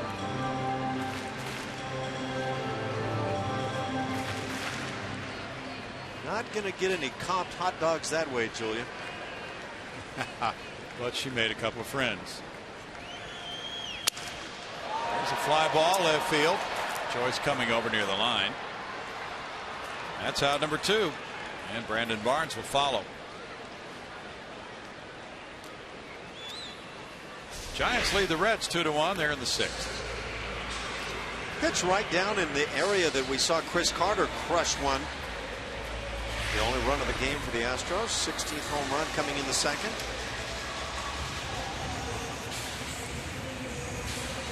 Now Brandon Barnes, who grounded to third in the second inning.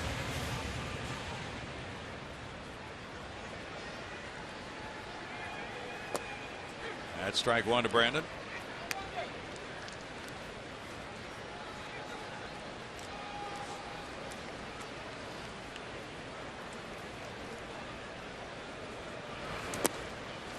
Hernandez working quickly, misses there. 1 ball, 1 strike. Matt Dominguez is on deck in a 1-1 game.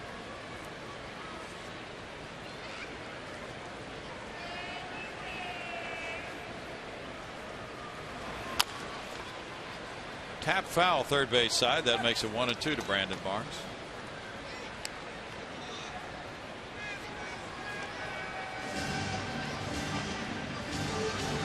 Shin-Min Wong designated for assignment after having a rough start for Toronto last night. Once upon a time, one of the game's elite sinker ball pitchers with the Yankees. Yeah. Popped up, and the infielders get together. Zobrist in for the catch. It's a 1-2-3 fifth. 6 in a row set down by Hernandez. Game tied at 1 through 5.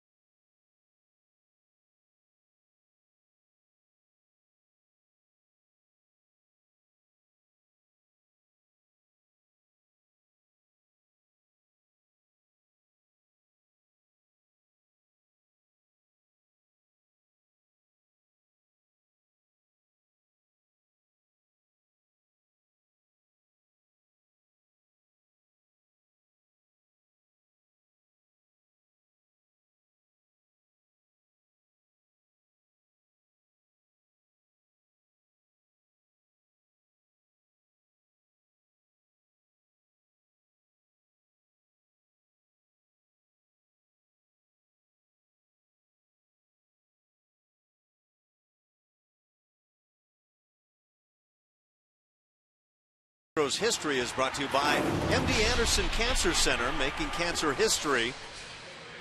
And that moment involves Roger Clemens. The Rocket tosses 7 shutout innings on the way to his 335th career win. 9-0 victory over the Reds. To top off his day, he's named to his 11th career All-Star team. Just phenomenal stuff that the Rocket put up through all those years in the bigs. 7 Cy Young awards for Roger Clemens. Bud Norris, with a moment of concentration now before the 6th inning begins. He's in a 1-1 lockup with Roberto Hernandez. Bud faces Evan Longoria, always a threat. Longoria has flied to right. He has struck out.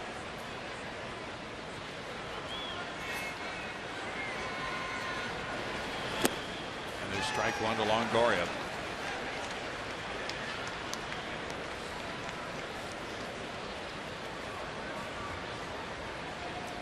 Rays had lost 8 of 10, but now they've turned that around to win 9 of the last 13. They've gone 18-12 on the road the last 30 road games. No balls, 2 strikes. And they are consistently in the thick of things in the American League East.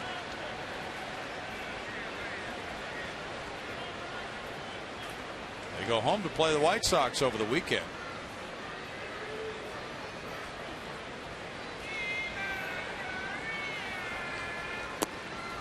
Breaking ball strikes out Longoria. Strikeout number 4 for Norris.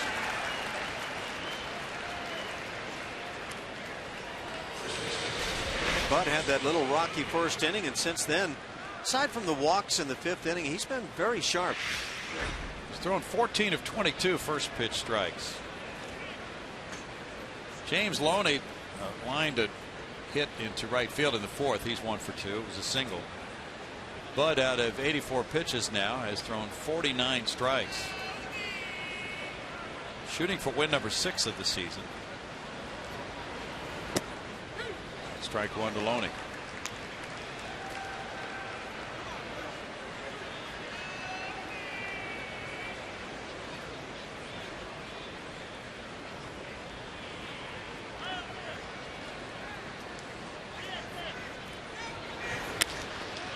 Line, left field line, and that bounces high, kicks off the wall, stays in play into the left field corner. Loney cruises into second base with an opposite field double. 20th double of the year. Well, I'm not sure what the Dodgers didn't like about this guy, other than the fact that he struggled at a .230 mark last year. But James Loney has shown here in this series that he's an all fields hitter, a line drive hitter. He's had some power this year, but when you can sting it that way, that sharply the other way, you're going to have a lot of success. That's what he's been doing. 2 hits tonight for Loney. He's in scoring position now for Myers. With 1 out. Myers has hit the ball in the air twice. That's strike 1 to Will Myers. No, we don't want that double down the left field line. We want you to hit home runs to right. That's the way the story goes. I don't know that the Dodgers ever went to that extreme. Myers was the minor league player of the year, named by USA Today for last year.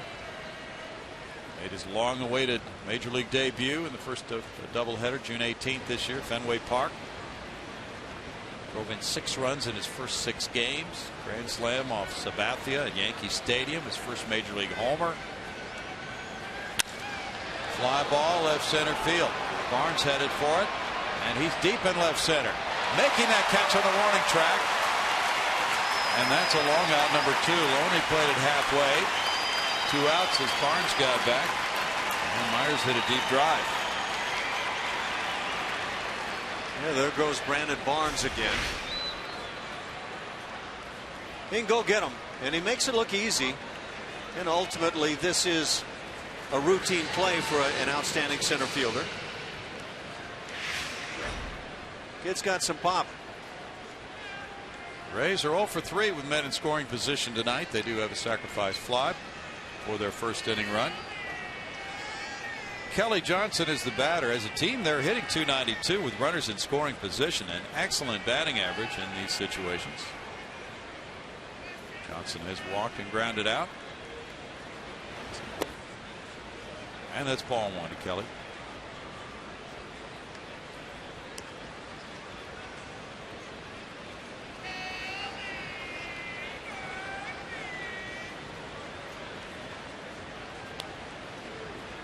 Kelly may very well have some friends in town. He grew up in Austin, Texas, went to Westwood High School.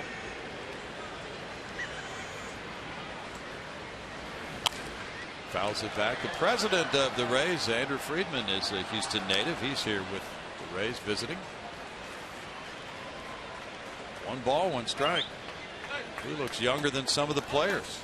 That's something. You got guys standing around the players of the Rays talking with the Prez, and they're towering over him and look like they're a little more grizzled. Very youthful looking president. And he is. He's a very young man. Swing and a miss. 1-2. Stu Sternberg, the owner, tapping some of his front office linchpins from the financial district. And the Rays have that analytical approach in their front office. They really don't want to get into how they do things with their front office decisions that much. Don't want it out in the media for understandable reasons. Strike looking. And that's strikeout number 4 for Bud Norris.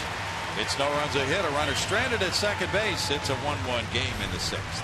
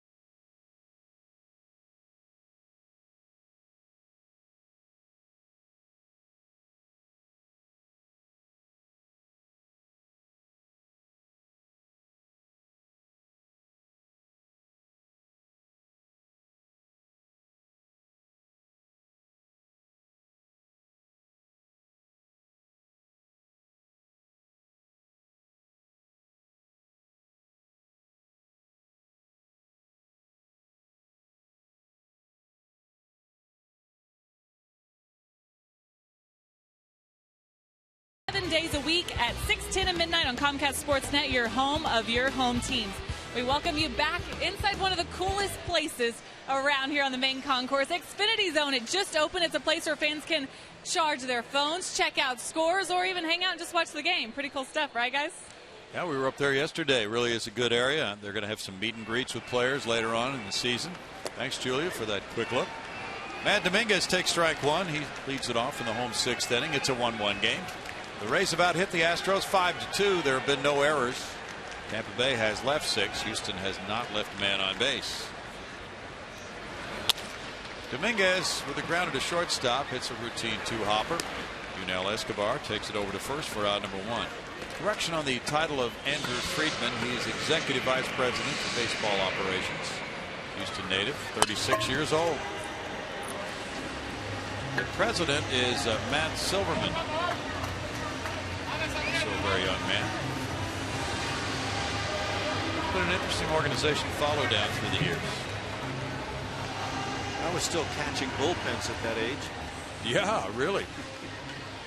One out, and here's Ronnie Cedeno. Cedeno fouled out to first in the third inning.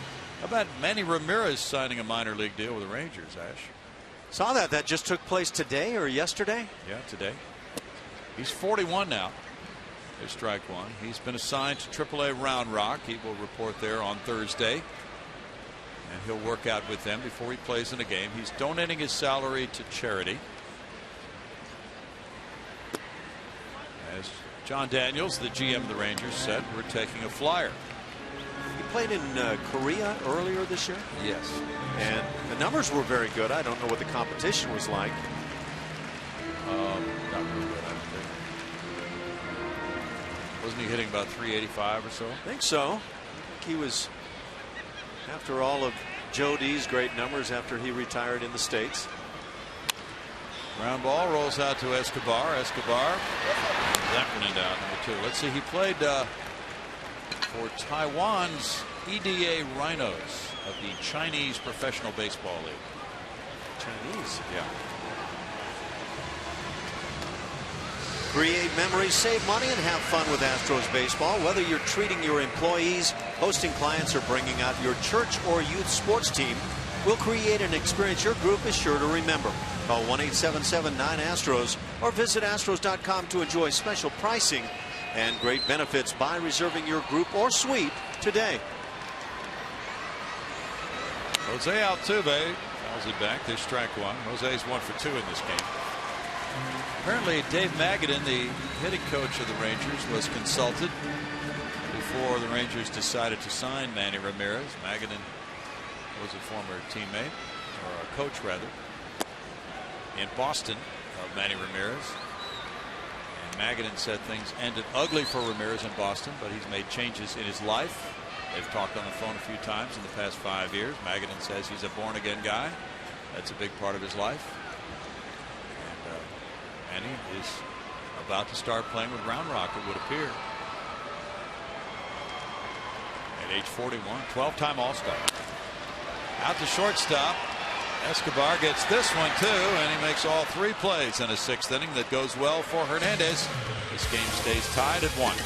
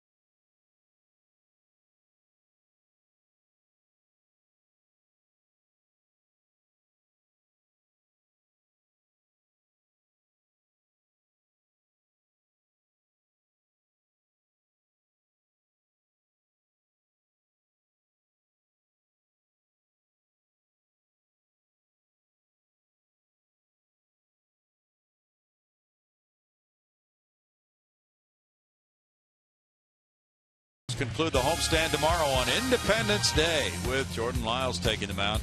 The Astros and Rays coverage begins at 12:30 p.m. on Comcast Sportsnet. And the starting pitchers for tomorrow's game are presented by Chevron. Care for your car. Chris Archer goes for Tampa Bay, 2-3 with a 4.40 Ernie. No decision his last start against the Tigers, working 5 innings. Jordan Lyles has had a rough go his last couple of starts. The defense has not been helpful. 4-3 overall, 3.99 the ERA in June. 2-2 and a 3.53 ERA despite those 2 rough starts to end the month. Well, for Bud Norris, the night did not start well. A line drive hit off the glove of Ronnie Cedeno by Desmond Jennings. Then he stole second and took third on an infield hit by Matt Joyce. Scored on a Ben Zobrist fly ball. Bud was behind 1-0 after 3 men batted. Now it's 1-1 as Jose Molina comes up for the third time. And he takes ball 1. He's 1 for 2. So Bud was able to shrug off that one early run. Got a home run from Chris Carter in the second inning to tie it, and has kept it tied since then. Elevates there, and it's a 2-ball, no strike count. Bud's thrown 94 pitches.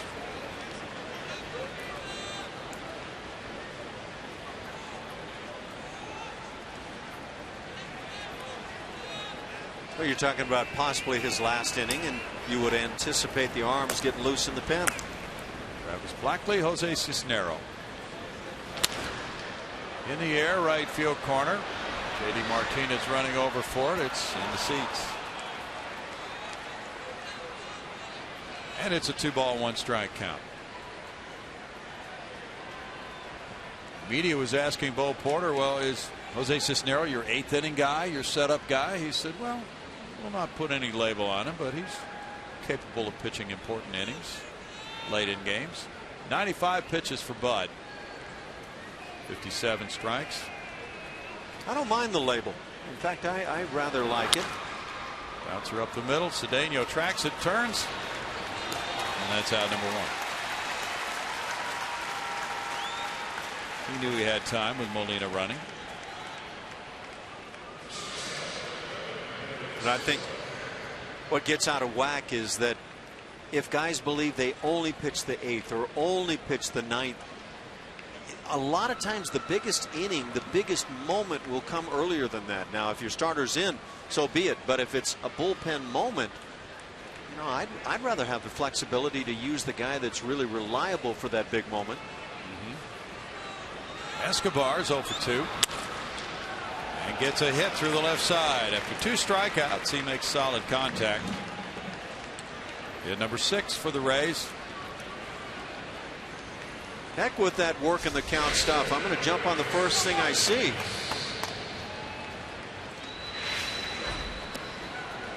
Escobar with 2 steals in 3 attempts is aboard for Desmond Jennings. Jennings has a single and a walk tonight. Bill. 14,143 the attendance tonight.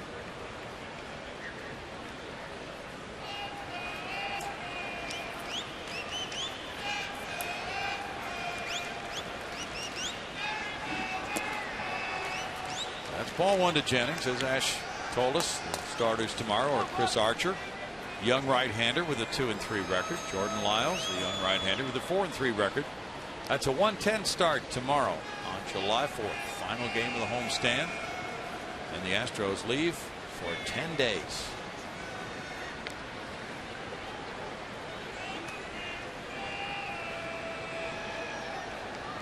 The All-Star rosters will be announced on Saturday with the Major League Baseball All-Star Game Selection Show televised nationally at 5:30 p.m. Central Time on Fox Saturday.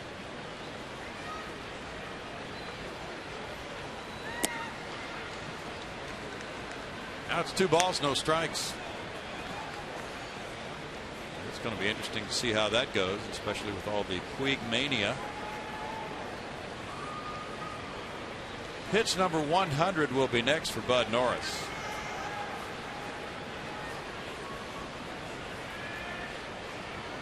94 in his last start. And he guns a throw over to first. Bud has been putting together consistent numbers, but just has not had a win since June 1st on the road at Anaheim. He beat the Angels 2-0 with 6 innings of shutout ball.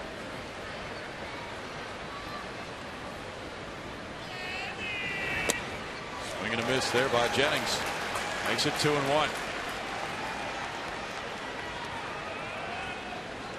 This is Bud's 18th start. 11 have been at home. In his last 8 starts, he has a 2.42 earned run average.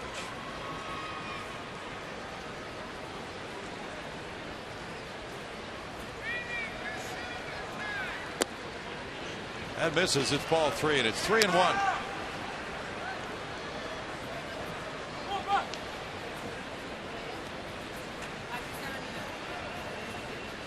Blackley and Cisnero have been working for a while. He should be ready by now.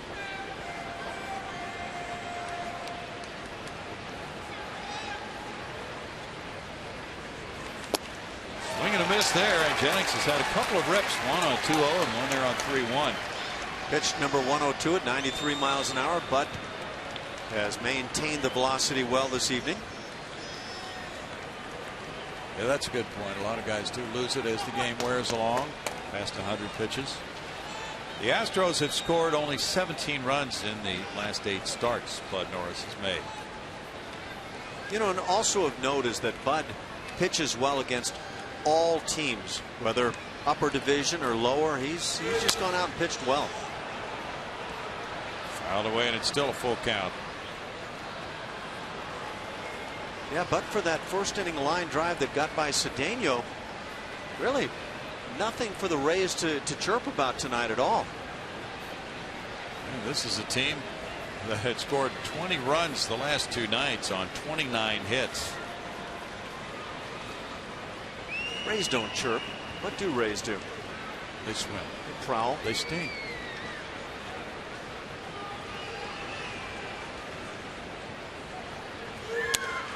You ever been stung by a Ray? No, I have done my very best work staying away from those guys. Have you been out to the Ray tank in St. Pete? You know, I never have. That's rather foolish, I guess, on my part. Not necessarily. Julia might. She's very venturesome. You know, she does everything, as you say, venturesome at the ballparks. Yeah. I see a bathing suit going on this trip. Whoa! Ground ball. Dominguez to his left, gets it to second. Altuve turns, slick double play. 5-4-3, and that takes us to the 7th inning stretch in a 1-1 game.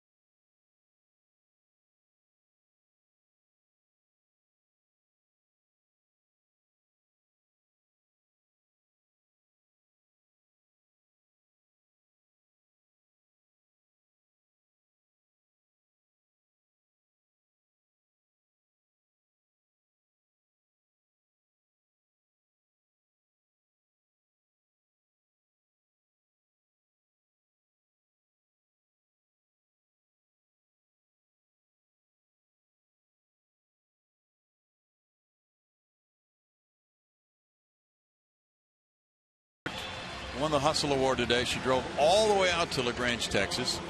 And what I think is that he has a dynamic fastball, but he had command of other pitches as well last night, Ash. Pretty impressive when a guy throws a no-hitter at all. Homer Bailey has thrown the last 2 now in Major League Baseball. And any surprises that it's taken this long to have the first in the game this year? Yes. Yes, sir. Bud Norris talks with Doug Brocail. He's thrown 105 pitches, 64 for strikes. Bullpen has been busy, but now we'll see what happens as there's nobody throwing at the moment, and Brett Wallace leading it off in the home 7th inning. He's 0 for 2. That's ball 1. Sounded like Marty Brenneman and company had plenty to get excited about last night. Oh, rightfully so. That's a big moment. No hitter for Homer Bailey. 1 ball, 1 strike. Brett Wallace, we were talking before the game today, and he's done some work over the winter. He's pivoting now more on that back foot, Ash, so he can pull more balls. Back foot that he used to kind of hang back on. Yes. Strike makes it 1-2. He and John Maley did a lot of talking over the winter. Jake McGee's warming up in the bullpen. He's a left-hander for Tampa Bay. Hard throwing lefty. Brett Wallace asking about that pitch on the inside edge. That's going to be where he'll get tested if he continues to hit that line drive toward left and left center. That's in, and it's really important for him to know whether that pitch is inside or it's on the corner. No doubt. And if you find that even on that one he struggled, it was off the corner, but you might at some point realize that you've got to move off the plate another inch. That's a really good point. 3-2. I think you never try to make huge adjustments. You might back off a half an inch, and see how it serves you. Can you handle the inside corner? Now how do you handle the outside corner? He hits the pitch away very well. Fouls it back. Pretty good battle here. 3 balls, 2 strikes. Very low pitch count for Hernandez. 70 pitches. David Price threw 70 pitches through 7 last night. And Moore went 7 shutout innings. He threw 101 pitches. Line drive left field corner. This one's going to get down and off the wall. Here's the throw into second. Wallace with the dive, and he went to the backside and got in there safely. Joyce's throw was to the inside of the base, and Wallace took the outside path. A double for Wallace, #1 of the year. That's a great effort to get in safely, and that's key for the club, you would think, to start this inning. I'm not sure as Brett came around first base that he anticipated this play was going to be this close. He's digging hard right here, and that always is key, but right at that moment you could see a little flinch, and that flinch may have been that decision, do I go back to first or do I go? And he may have said, well, I've committed already, let's go ahead and make it happen. Well done. Wallace with that little hesitation, though, still got there. He comes out for a pinch runner now. Jake Elmore is the pinch runner. This could be the winning run in this game.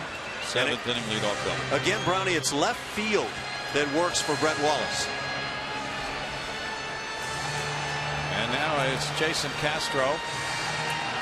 He's 0 for 2. A line drive to short. A fly ball to center. Lefty Jake McGee has been warming up, but Hernandez stays in to face Castro. And that's ball 1. Brett Wallace now has hit safely in 5 of 6 games since he was recalled June 25th from the minors. So looking up for Brett. That's only the 3rd hit for the Astros. Carter homered in the 2nd. Altuve got an infield hit off the pitcher's glove in the 3rd.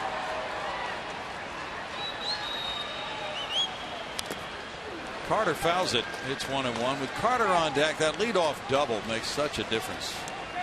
And you can trying to pull one, hit it to that right side if you can, but if you can't, move that runner in the process.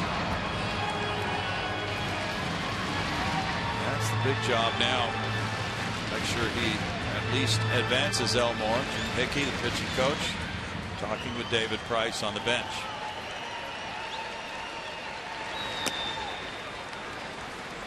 Two balls, 1 strike. That fastball that runs hard away on the left-hand hitter is probably the toughest pitch of all to try to pull as a left-hand hitter. And now it's a 2-1 count for Hernandez. He has cut his walks down this year from his career average. He came into this season averaging 3.5 walks per 9 innings. This year he's averaged 2.1 walks per 9. Not walked anybody tonight. Banged off the leg, foul, and it's 2-2 to Castro now.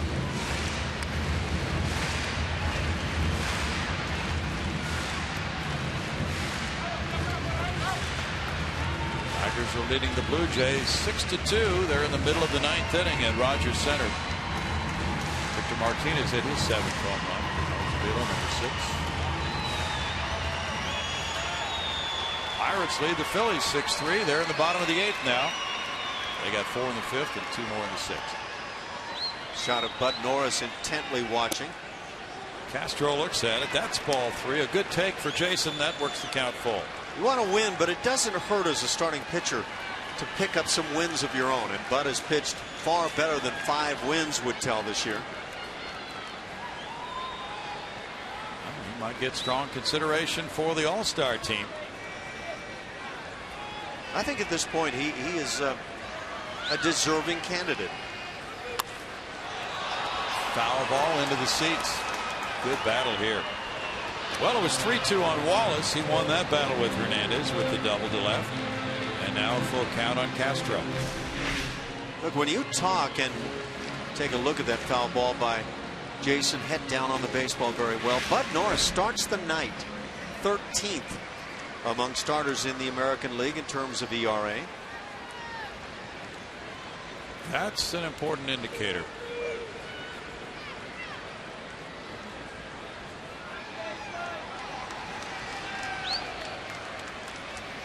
Castro pulls it on through into right field. Elmore stopped at third by Dave Tremblay, and the throw comes into Loney. Fans are booing, but there's nobody out. And Tremblay did not want to take the risk on the sharp single by Castro. It's 1st and 3rd, nobody out for Carter now. With 2 outs, no doubt you're sending. With 1 out, boy, that's a coin flip. But as well as this ball was charged in right field, Will Myers coming on. That puts the heat on a third base coach. This isn't exactly what Tremblay sees, but you can see the overall. At that point, is that a wise send from shallow right field? You may score, you may not. With nobody out, you take your chances in this direction. That'll be it for Hernandez, who comes out after 78 pitches. Chris Carter, who homered off Hernandez in the 2nd and lined to 3rd in the 4th, will not be facing him for a 3rd time tonight. Lefty Jake McGee has been warming up. We'll be right back with the score 1-1 in the 7th.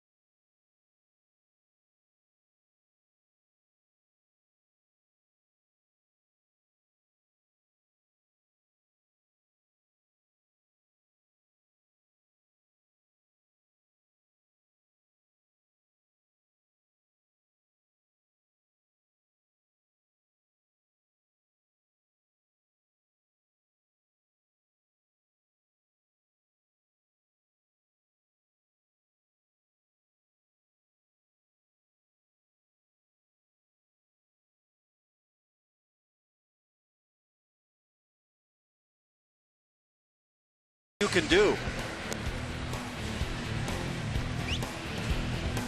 Bud Norris really good tonight and deserving of a W, and how he would love to see his teammates pick up at least a run here.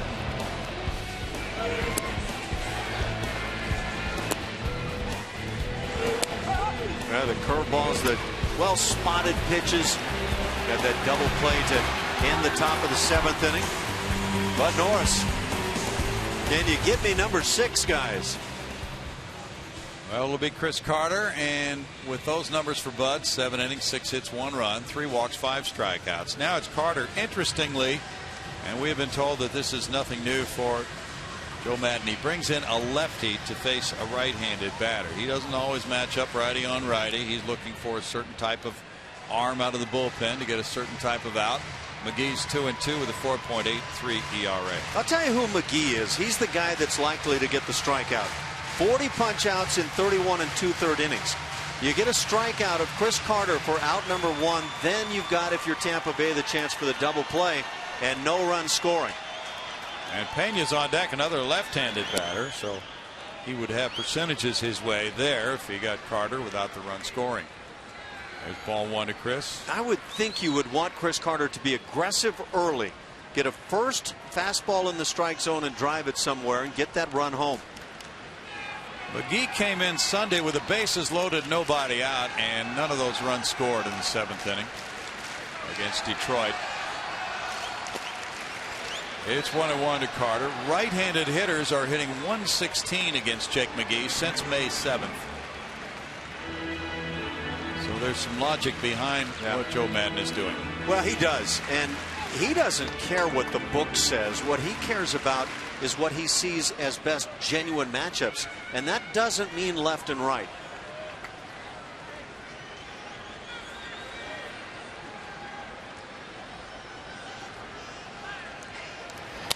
Carter fouls it. 1-2. Yeah, the 2 strikes put you now in a precarious spot if you're the Astros. And I'll tell you who's really feeling it at this moment is Dave Tremblay.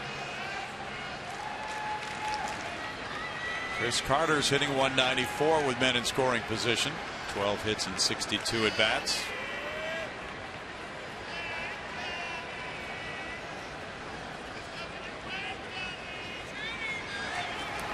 Carter takes it, and it's 2-2.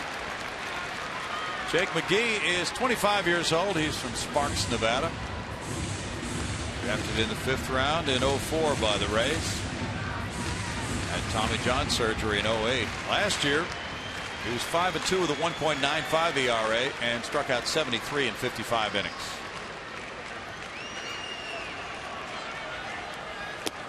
Carter started the bat. He stopped it. And now it's a full count. Had a chance as a kid to play in the minor leagues in that Reno Sparks area in Nevada. Great place.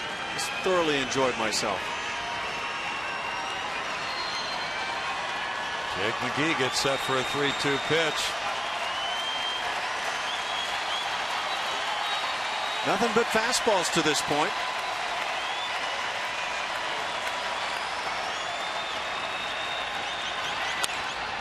Popped up. It's foul. It's behind the Astros dugout and out of play.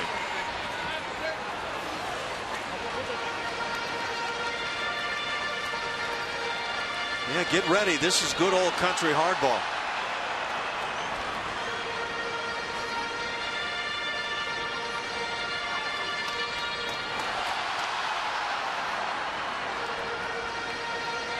McGee's one of 3 bullpen lefties for Joe Maddon. Cesar Ramos and Alex Torres, the other 2. Castro's going, and it's fouled. He was not going earlier, and that time he took off on the 3-2. So Bull Porter's mixing it up. Now you've got some guys here, Chris Carter, Carlos Pena, back-to-back that put up high strikeout numbers. And after holding the runner on that base hit by Castro, you have to be concerned about the strikeout. This will be the 8th pitch for McGee to Carter. Carter rocks one deep left field. Chris Carter has unloaded. It's a 3-run bomb for Chris Carter, his 2nd home run of the night. And the Astros take a 4-1 lead on Carter's 17th of the year.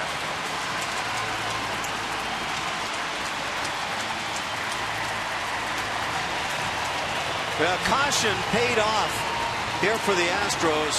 And how about that 2-strike hitting?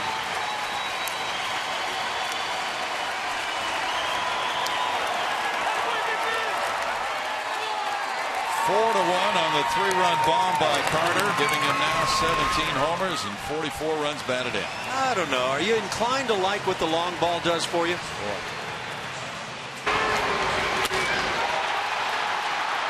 Chris Carter, a couple of no-doubt shots tonight. He's had his struggles here at home. This could loosen it up.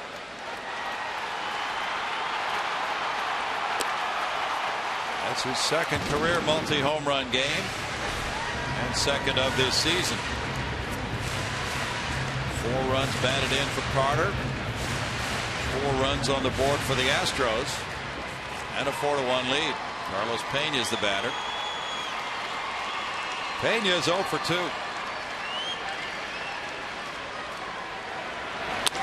Shoots one on the ground. Whoa, there's a stop by Johnson.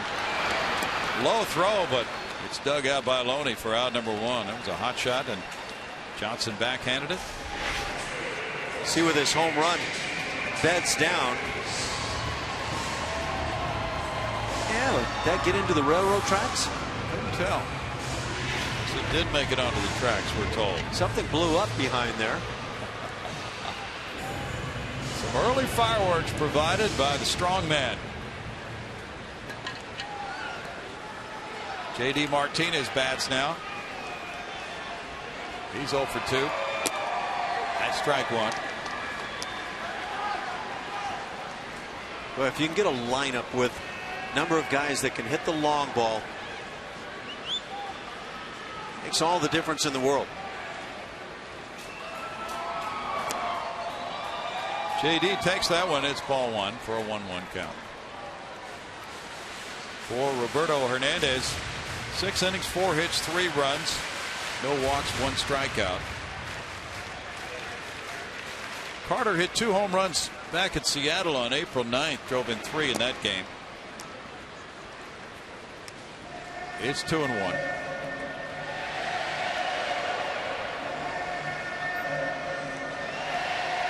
Brandon Barnes is on deck.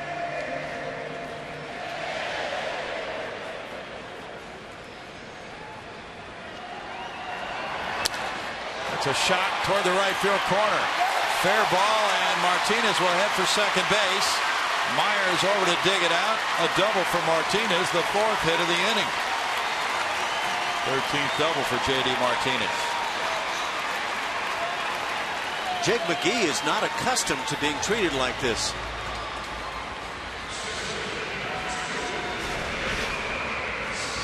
Well, he came so close to being able to get the strikeout on Chris Carter, and that would have put the Astros in a tough spot. But now with the lead, the Astros may be freeing up the sticks a bit.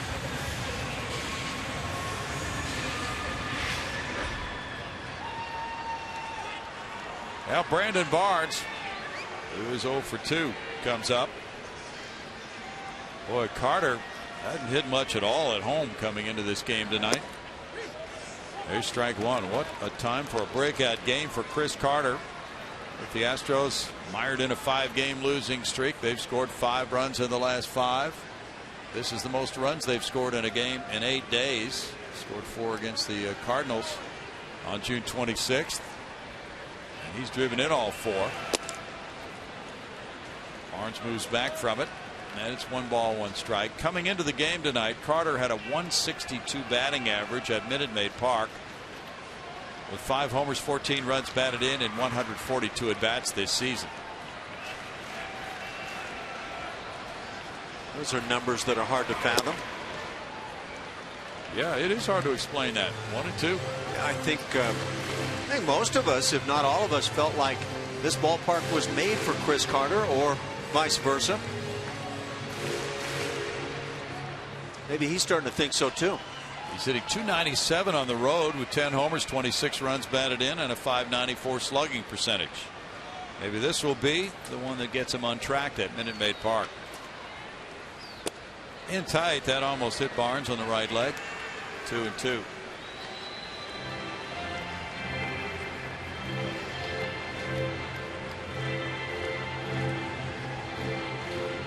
That blast really got the crowd into the game.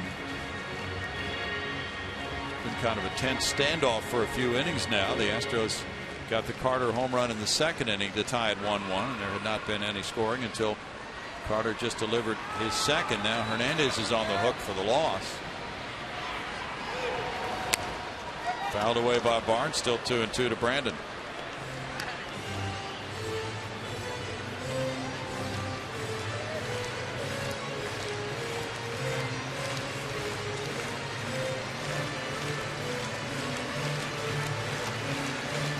The Rays bullpen is well rested. McGee pitching for the first time since Sunday. Only one reliever. Ramos worked a couple innings Monday night. Just 2 innings of relief were needed last night after Price's gem. Now 3-2 to Barnes. 20 pitches for McGee so far. 11 have been strikes.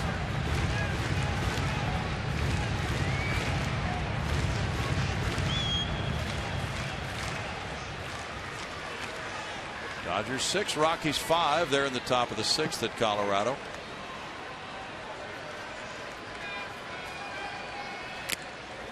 That's a foul tip for a strikeout, and it's out number 2. Julia. Hey, Brownie. Want everyone to tune into Fox July 16th for this year's All-Star Game at Citi Field in New York. The best players from the American and National Leagues compete for home field advantage in the World Series. And some guys in this dugout need to be at that game. What do you think? Oh, yeah. It's going to be interesting to see who does come up Friday or Saturday on that All-Star show. And then the fans will get to vote for the final spot on each team. Matt Dominguez has grounded out twice. There's strike 1 to him. I'm starting to lean toward Bud Norris a bit. Yeah. I think he has qualified himself as an all-star performer this year. We'll check his ERA. Let's see what it is after the 7 innings tonight of 1-run baseball. That's flared foul into the seats. 4 balls, 2 strikes, but it's going to be very respectable. We know that. His numbers are solid. Adrian Gonzalez has hit his 12th home run tonight for the Dodgers in Colorado. Carlos Gonzalez has hit his 23rd for the Rockies. With the Dodgers leading at 7-5 after 6. Dodgers are 39-43. The Rockies are 41-43. It's 1-2. 3.22 the figures on the ERA for Bud Norris. That's very respectable. 3.22. Let's see what the American League average ERA is. National League is 3.79. So yeah, that'll stand up very well. 2 balls, 2 strikes. Well, the average ERA for an American League starting pitcher is 4.27. More than a run below that. Jose Cisnero warming up the bullpen. That's average. Yeah. So he's a full run plus better than the average guy. Yes. Yeah, that's certainly qualifying. Foul back by Dominguez. Still 2-2. And a lot of times, as you know, it comes down to whether a starting pitcher is available for the All-Star game. Does he pitch on that Sunday before the game? We'll have to do some calculations on when Bud will pitch. We know that with the days off on this road trip, we're not quite sure who's starting which games, right? Would you be inclined to keep Bud on his 5 days? Yeah. Yeah, I think I would as well, provided Bud's not saying, you know, I'm hurting, and I don't see that coming. Dominguez strikes out to end the 7th inning. The Astros grab the lead. With 3 runs on 4 hits, they leave a man. The big blow, a 3-run bomb by Chris Carter, his 2nd home run of the night. 4-1 Astros.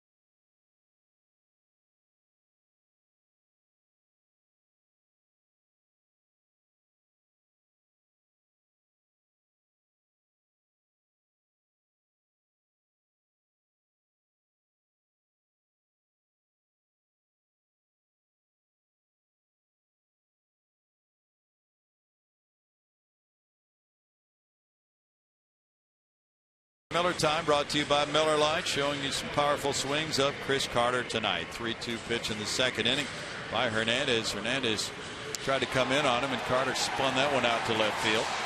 That tied it at 1. And the game still tied at 1. He yanked a pitch for a 3-run homer a moment ago on another 3-2 count.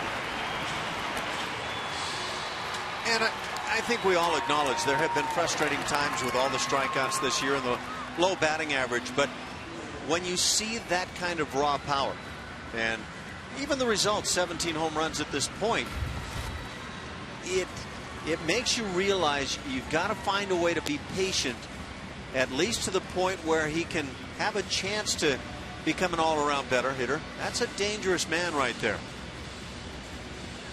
And he's now moved to first base from left field. Jake Elmore's taken over in left field. The new pitcher is Jose Cisnero with a 4-1 lead going to the 8th inning. Cisnero 2-1 on the year. 234 is really the more key figure. Opposition hitters hitting 261. Pretty well balanced right there, allowing just a couple of home runs. All of that in 17 games now. His first pitch is strike 1 to Matt Joyce. Joyce is 1 for 2 with a walk. For Bud Norris, 7 innings of 6-hit 1-run baseball. Walking 3, fanning 5. His ERA goes down to 3.22. Liner and a crack bat hit into left field by Joyce. Well, Joyce has come out of an 0 for 20 with an infield hit and a broken bat loop. Fastball runs to the outside edge and snaps the bat, but you take those heroes every time. Cisnero goes after Ben Zobrist now. Zobrist is 0 for 2 with a walk. Matt Dominguez was talking about those types of hits before the game tonight. He said that's what you really need to get you going sometimes. That's strike 1. That feeling that luck is on your side. Those line drives feel like they should be givens. They're not always. Those line drives will find gloves as well, but when you can start getting the ugly things, then you got something going for you. Ground ball, double play ball. Cedeno goes to second, throws to first, double play. That's a nice effort by Ronnie. With Altuve playing well off the bag at second, the double play possibilities seem to be remote at best. And Cedeno initially takes off on that sprint to the bag, and it pays off.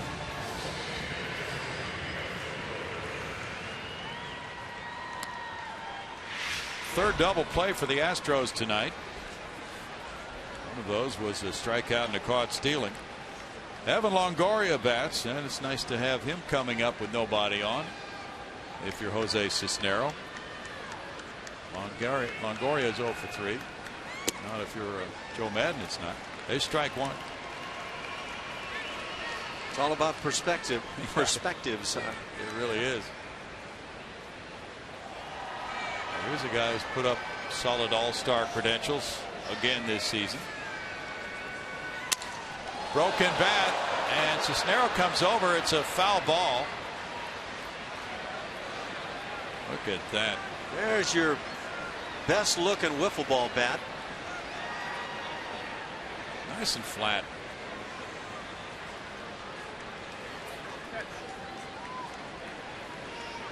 Let's check this for any inappropriateness. That's when it happens too. That's right. can still see Greg Nettles running down that first base line picking up super balls. Yeah. Ball traveled about 45 feet and checked up. Yeah, no super balls, no cork in there. Billy Hatcher, we got your back right now.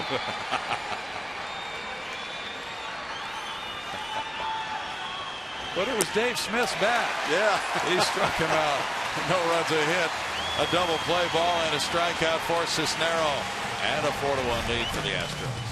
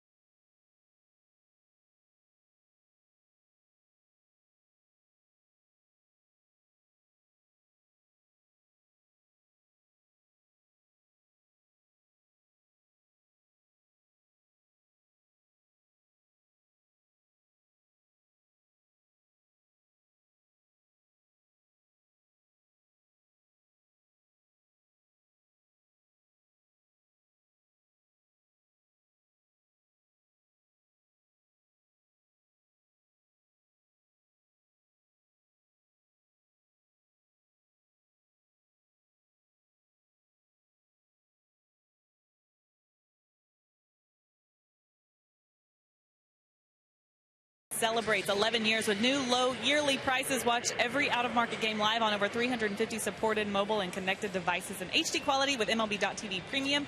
Visit MLB.TV. Baseball everywhere. Brownie talking about Chris Carter and his numbers on the road versus at home. Well, he told me recently that he really wanted to prove to home fans that he could hit. He doesn't know why his numbers were better on the road, but he really did want to prove to him someday he'll have that big night. He had it tonight, Rodney. Yeah, big night for him, especially if the Astros go on to win it. And they're leading 4-1 as they come up in the 8th inning now against right-handed reliever Jamie Wright. Chris Carter watching as Ronnie Cedeno comes up to lead it off. Then Altuve. Then the number 2 spot in the order. There's Wright with a 1-1 record and a 3.03 ERA. Big nights for power hitters tend to lead to big nights for their club.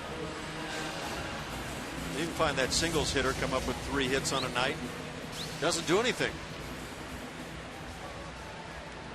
Wright came into last night's game and he did not get an out. He gave up a single in the 8th inning to Carlos Corcoran, and he hit Brandon Barnes with a pitch. Then he left the game.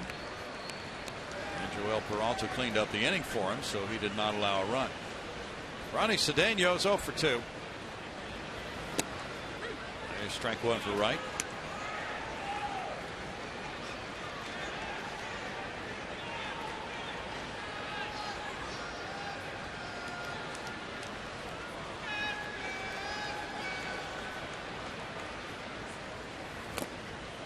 Swinging a foul ball, makes it 0-2. Well, the Oklahoma City Red Hawks are busting out tonight. They've scored 9 runs on 12 hits through 4 innings.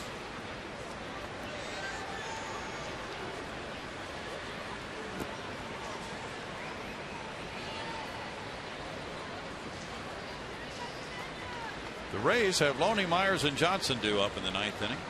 Yeah, but where does George Springer factor in? Tell you what, he's looked pretty good so far, Ash. 1-2. Rustle up some numbers on him through the first few games, but they're good. In fact, Springer for the season, AA and AAA combined, has 21 homers and 25 steals. Bouncer up the middle, second baseman backhanding and then gunning the throw, but not in time. Zobrist couldn't get him, and Cedeno reaches with an infield hit.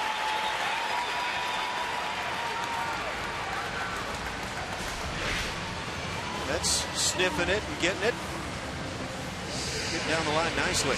Good strong throw from second base, but just not able to get his man. I like that style that Zobrist displayed there, where you plant and then hump it up.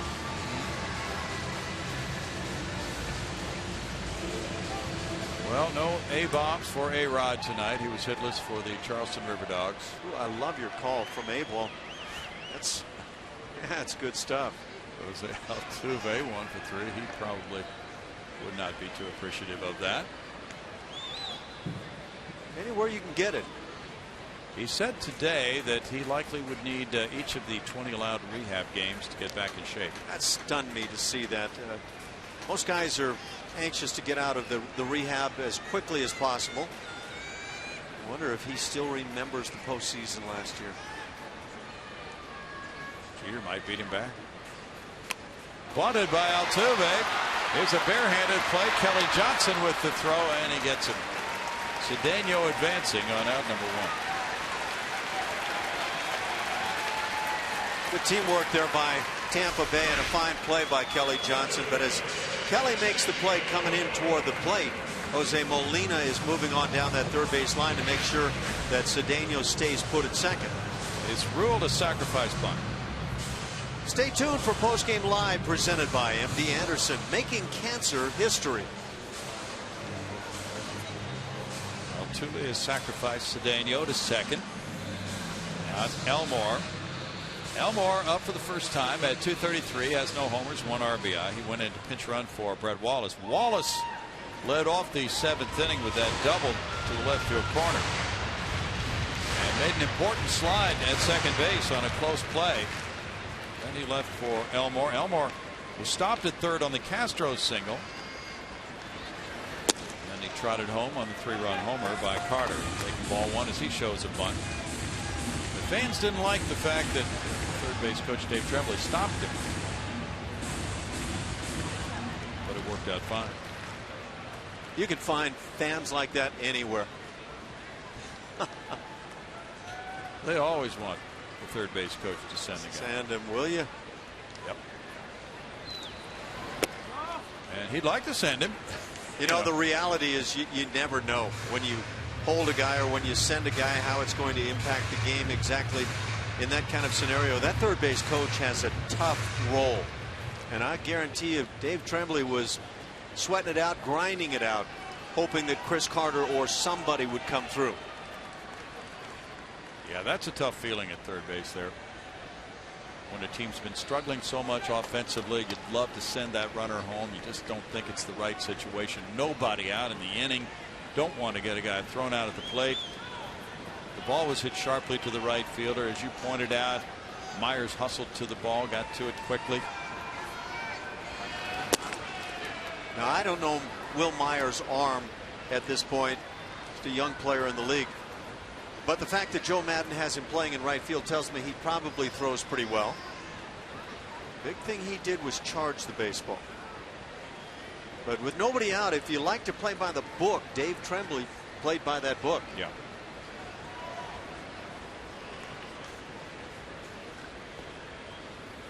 Elmore, the line drive knocked down by Wright, and he throws to first to get him. 2 outs. The Astros have lined into some outs in this game.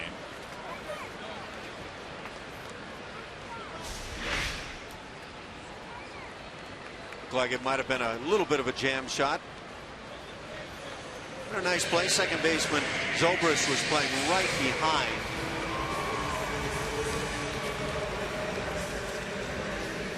Good strong throw from pitcher onto first.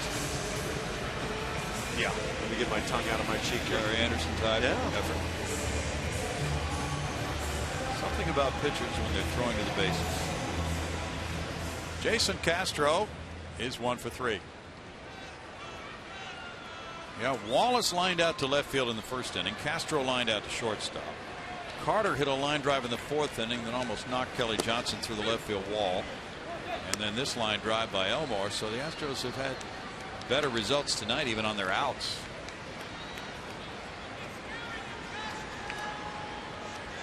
Yeah, you talk about that line drive to Kelly Johnson by Carter in the 4th inning. I don't know the last time or if I've ever seen an infielder react quite like Johnson did on that line shot.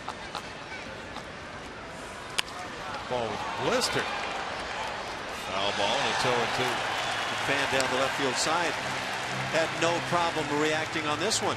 Nope. Yeah, kisses for everybody. Oh yeah. He doesn't even know who that lady is. No, never met her. Just friends through baseball. She is not going to get a piece of that baseball either.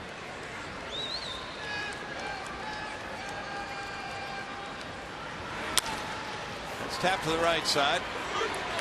Zobrist with the throw to get Castro. And we go to the 9th inning with the score 4-1 Astros.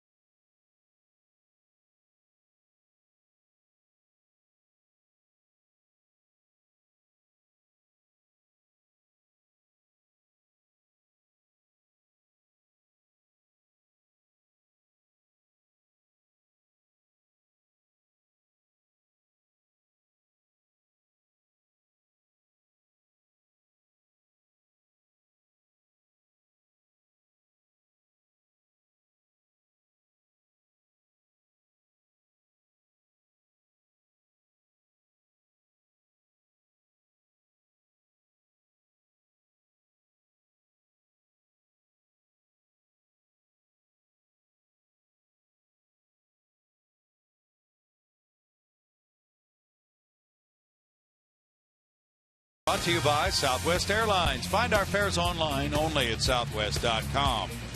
And by Progressive. Visit progressive.com today. The Astros lead at 4-1 over Tampa Bay. The Rays have had it all their way in the first two games of this series, winning 12-0 Monday night, 8-0 last night. And the Astros have worked hard to get this 4-1 advantage. Carter with a solo homer in the second. Carter with a 3-run homer in the seventh inning. Second multi-home run game of the season for Carter. Now it goes to Jose Veras. The closer comes in the ninth inning. Jose Cisnero worked the eighth in one inning. He allowed one hit, no runs, no walks, and one strikeout. These saves have been tough to come by, and the big V is out all over the ballpark. 0-4. Don't even look at that on a closer. 3.60 the ERA. Opponent's batting average against 195. 4 dingers allowed by Jose. Always looking for that 1-2-3 closeout job. Well, he last pitched in the Angels series on Sunday with a hitless inning. The Astros were losing when he came in just to get some work because he had not pitched since June 22nd when he got his 15th save against the Cubs. So now, as he comes into the ninth inning, it's James Loney. Loney is 2 for 3, a single and a double tonight.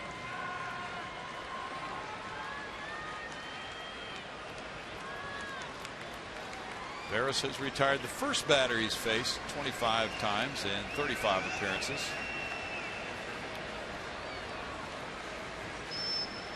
Will Myers is on deck. Kelly Johnson's due up third.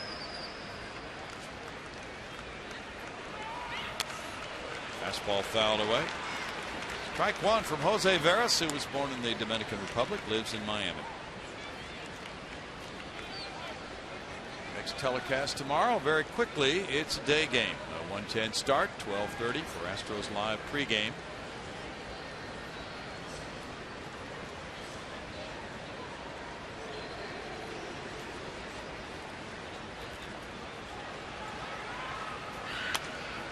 That's a foul ball, and it's 0-2. Veras' last save was in the 4-3 win over St. Louis Wednesday. That's the only game the Astros have won so far in this homestand.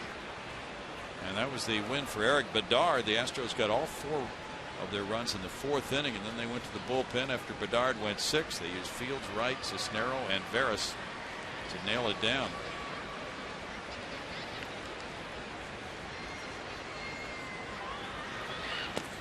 We don't know when Bud Norris will pitch on the road trip. The Astros have not announced their rotation beyond the Texas Rangers series.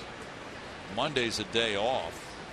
Oh, if Cole Porter keeps Bud on 4 days rest, he would not be able to pitch on Monday, and that would seem to put him in line to pitch Tuesday night in St. Louis, and then perhaps the final day before the break in Tampa Bay. Bounce to the right side. Carter with a toss. Veras is there, 1 out. So we're not sure, but Bud could pitch that final day before the break with 3 coming up in Arlington against the Rangers, 2 in St. Louis, another day off, and then 3 in Tampa Bay. And so if he were to pitch that final day, that final Sunday before the All-Star break, with the All-Star game being Tuesday night, he could still be eligible for relief work in that game. That's what a lot of guys do. You're looked to pitch an inning. Of course, we're obviously getting ahead of things, but yeah, rooting for Bud to get that opportunity. That's what we try to do. We try to get ahead of things. You're always out front. Well, it's just guesswork. Strike one on Myers. Myers 0 for 3 tonight. It's just what we have time to do. I'm just sprinting in the dirt that you're kicking up. A lot of things can happen, though, between now and the All-Star game that we will not plan on happening. Things do tend to change a bit. Yeah, they do. 0-2 the count. Diamondbacks are leading the Mets 3-2. They're in the middle of the 6th inning. Cody Ross hit his 5th home run. David Wright, number 13 for the Mets. And he'll be able to strut his stuff for the National League All-Stars at Citi Field. Fan down in front of us is standing up. putting his hands in the V, letter V for Veras, like the fans like to do. Breaking ball makes it 1-2. They're having a good time when Veras comes in. Did Jose start that himself? Not sure. I don't think he did.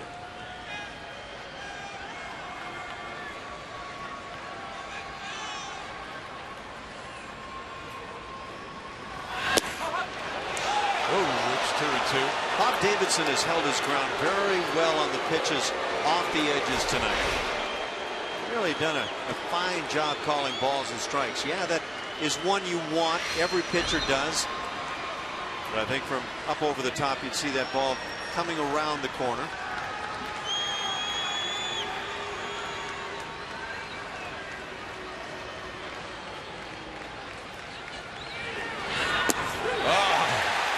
Him and struck him out looking. 2 outs. Haven't seen that pitch in the minors very often. There's the B. And I think Veras has been, over the course of this first half of the season, more comfortable with that slider than he has been with the fastball, generally speaking. Yes. That's his go-to pitch. Kelly Johnson's 0 for 2 with a walk and a stolen base. Fastball works for strike 1. There are times when his fastball location is not certainly close to what he wants, but the slider gets him out of trouble. Each club with 7 hits and no errors tonight. That's a little low. 1-1. The Rays have left 6 men on base. The Astros have stranded 2. Bud Norris is win number 6 of the year on the line. He went the 7 innings, and then the Astros scored in the bottom of the 7th. Bouncer up the middle, and that will roll on through into center field for a 2-out single for Kelly Johnson. Hit number 8 for the Rays. Now we'll get a pinch hitter, Luke Scott.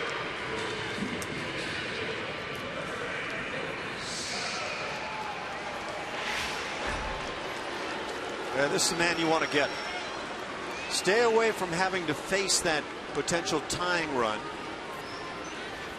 Former Astro Luke Scott, 242, 5 homers, 28 runs batted in. This is his first trip back to Houston since the Astros traded him to Baltimore in December of 07. He played parts of 3 seasons here, 05, 06, 07. That was his first action in the majors. Hit a solo homer on Saturday off Justin Verlander in the 8th to tie the game 3-3. Been banged up this year. There's strike 1 to Scott.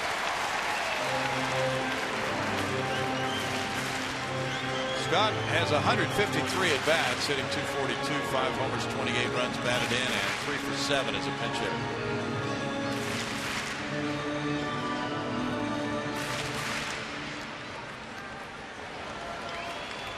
Talking the other day about how happy he is to be back here. It's a few years since he's been in this ballpark. 7. Put together a nice career, 131 career dingers. 6 years since he's been here. He was on the DL with a right calf strain. Luke played at Oklahoma State. Drafted by Cleveland in 01, traded to the Astros along with Willie Taveras for Jeremy Robertson early in the 04 season. Jeremy had won 15 games in 03 for the Astros. This was a very good trade for the Astros, getting both Scott and Taveras. Jeremy didn't do a whole lot after that trade. Runner going, ground ball off the foot of Veras. He'll take it, and he'll toss to Carter to win the ball game. And the Astros win this one 4-1. They snap their 5-game losing streak, and they score some runs. They have to wait until the 7th inning for Carter's second long ball of the night. He drives in all 4 for the Astros. Wallace gets that winning run, that winning rally started with the 7th inning double, And 15 pitches for Veras get him to his 17th save. Final score, Houston 4 and Tampa Bay 1. And it's been a few days since they formed this line. For congratulations. This is win number 31 of the year for the Astros. And the way the Rays had been pitching, it took that Carter breakthrough in the second inning to score for the first time after 22 straight innings without a run. Nice to have the big guy swinging the bat. It makes all the difference in the world. But you also go back to the starting pitching. Bud Norris, a very solid night, but that's been the routine for Bud. And Jason Castro had what could have been a big hit. It wound up leading to that 3-run home run. But yeah, great starting pitching and some power, and that's a pretty good formula for picking up W's. And Wallace lined out his first time up, then lined out and found a place for that double to land in the 7th inning to get it all started. Came out for the pinch runner Elmore. Then Castro with a single, then Carter, his second home run of the night, and he's standing by with Julia right now. Julia? Brownie just told me he was nervous for his interview. Didn't look nervous earlier, though. 2 home runs for you tonight. Big at bats, though, too. You saw a lot of pitches tonight. What was key in those at bats today? What was that? In your at bats, what was key in your at bats? You had good at bats today. I mean, my first at bat, I went 0-2, so I was just trying to, just put the ball in play, and ended up hitting the homer. And then, the bat hit the homer in the second time. I was trying to get the ball in the air at the runner on third in a tie game situation. That's why he's nervous, because he never knows what's coming his way in these interviews. For this club to come out of this offensive slump, how big was tonight for you guys? I mean, it's good for us to bounce back after the last 2 games. Got beat pretty bad, didn't score any runs, and I think it's good for the team. Good for you to hit some home runs here at home. I know your road home splits have been, you've talked about it, just a little different. What does it feel like to do something here at home? I mean, I'm trying to think about it too much, but it feels good to actually hit the ball at home instead of on the road. All right, thank you very much. Congratulations. All right, thanks. Brownie. Thanks, Julia. Quite a ball game for the Astros. Their fans love this one with the late runs in the 7th inning to snap the 1-1 tie. Carter, the major factor offensively. Final score, Astros 4, Tampa Bay Rays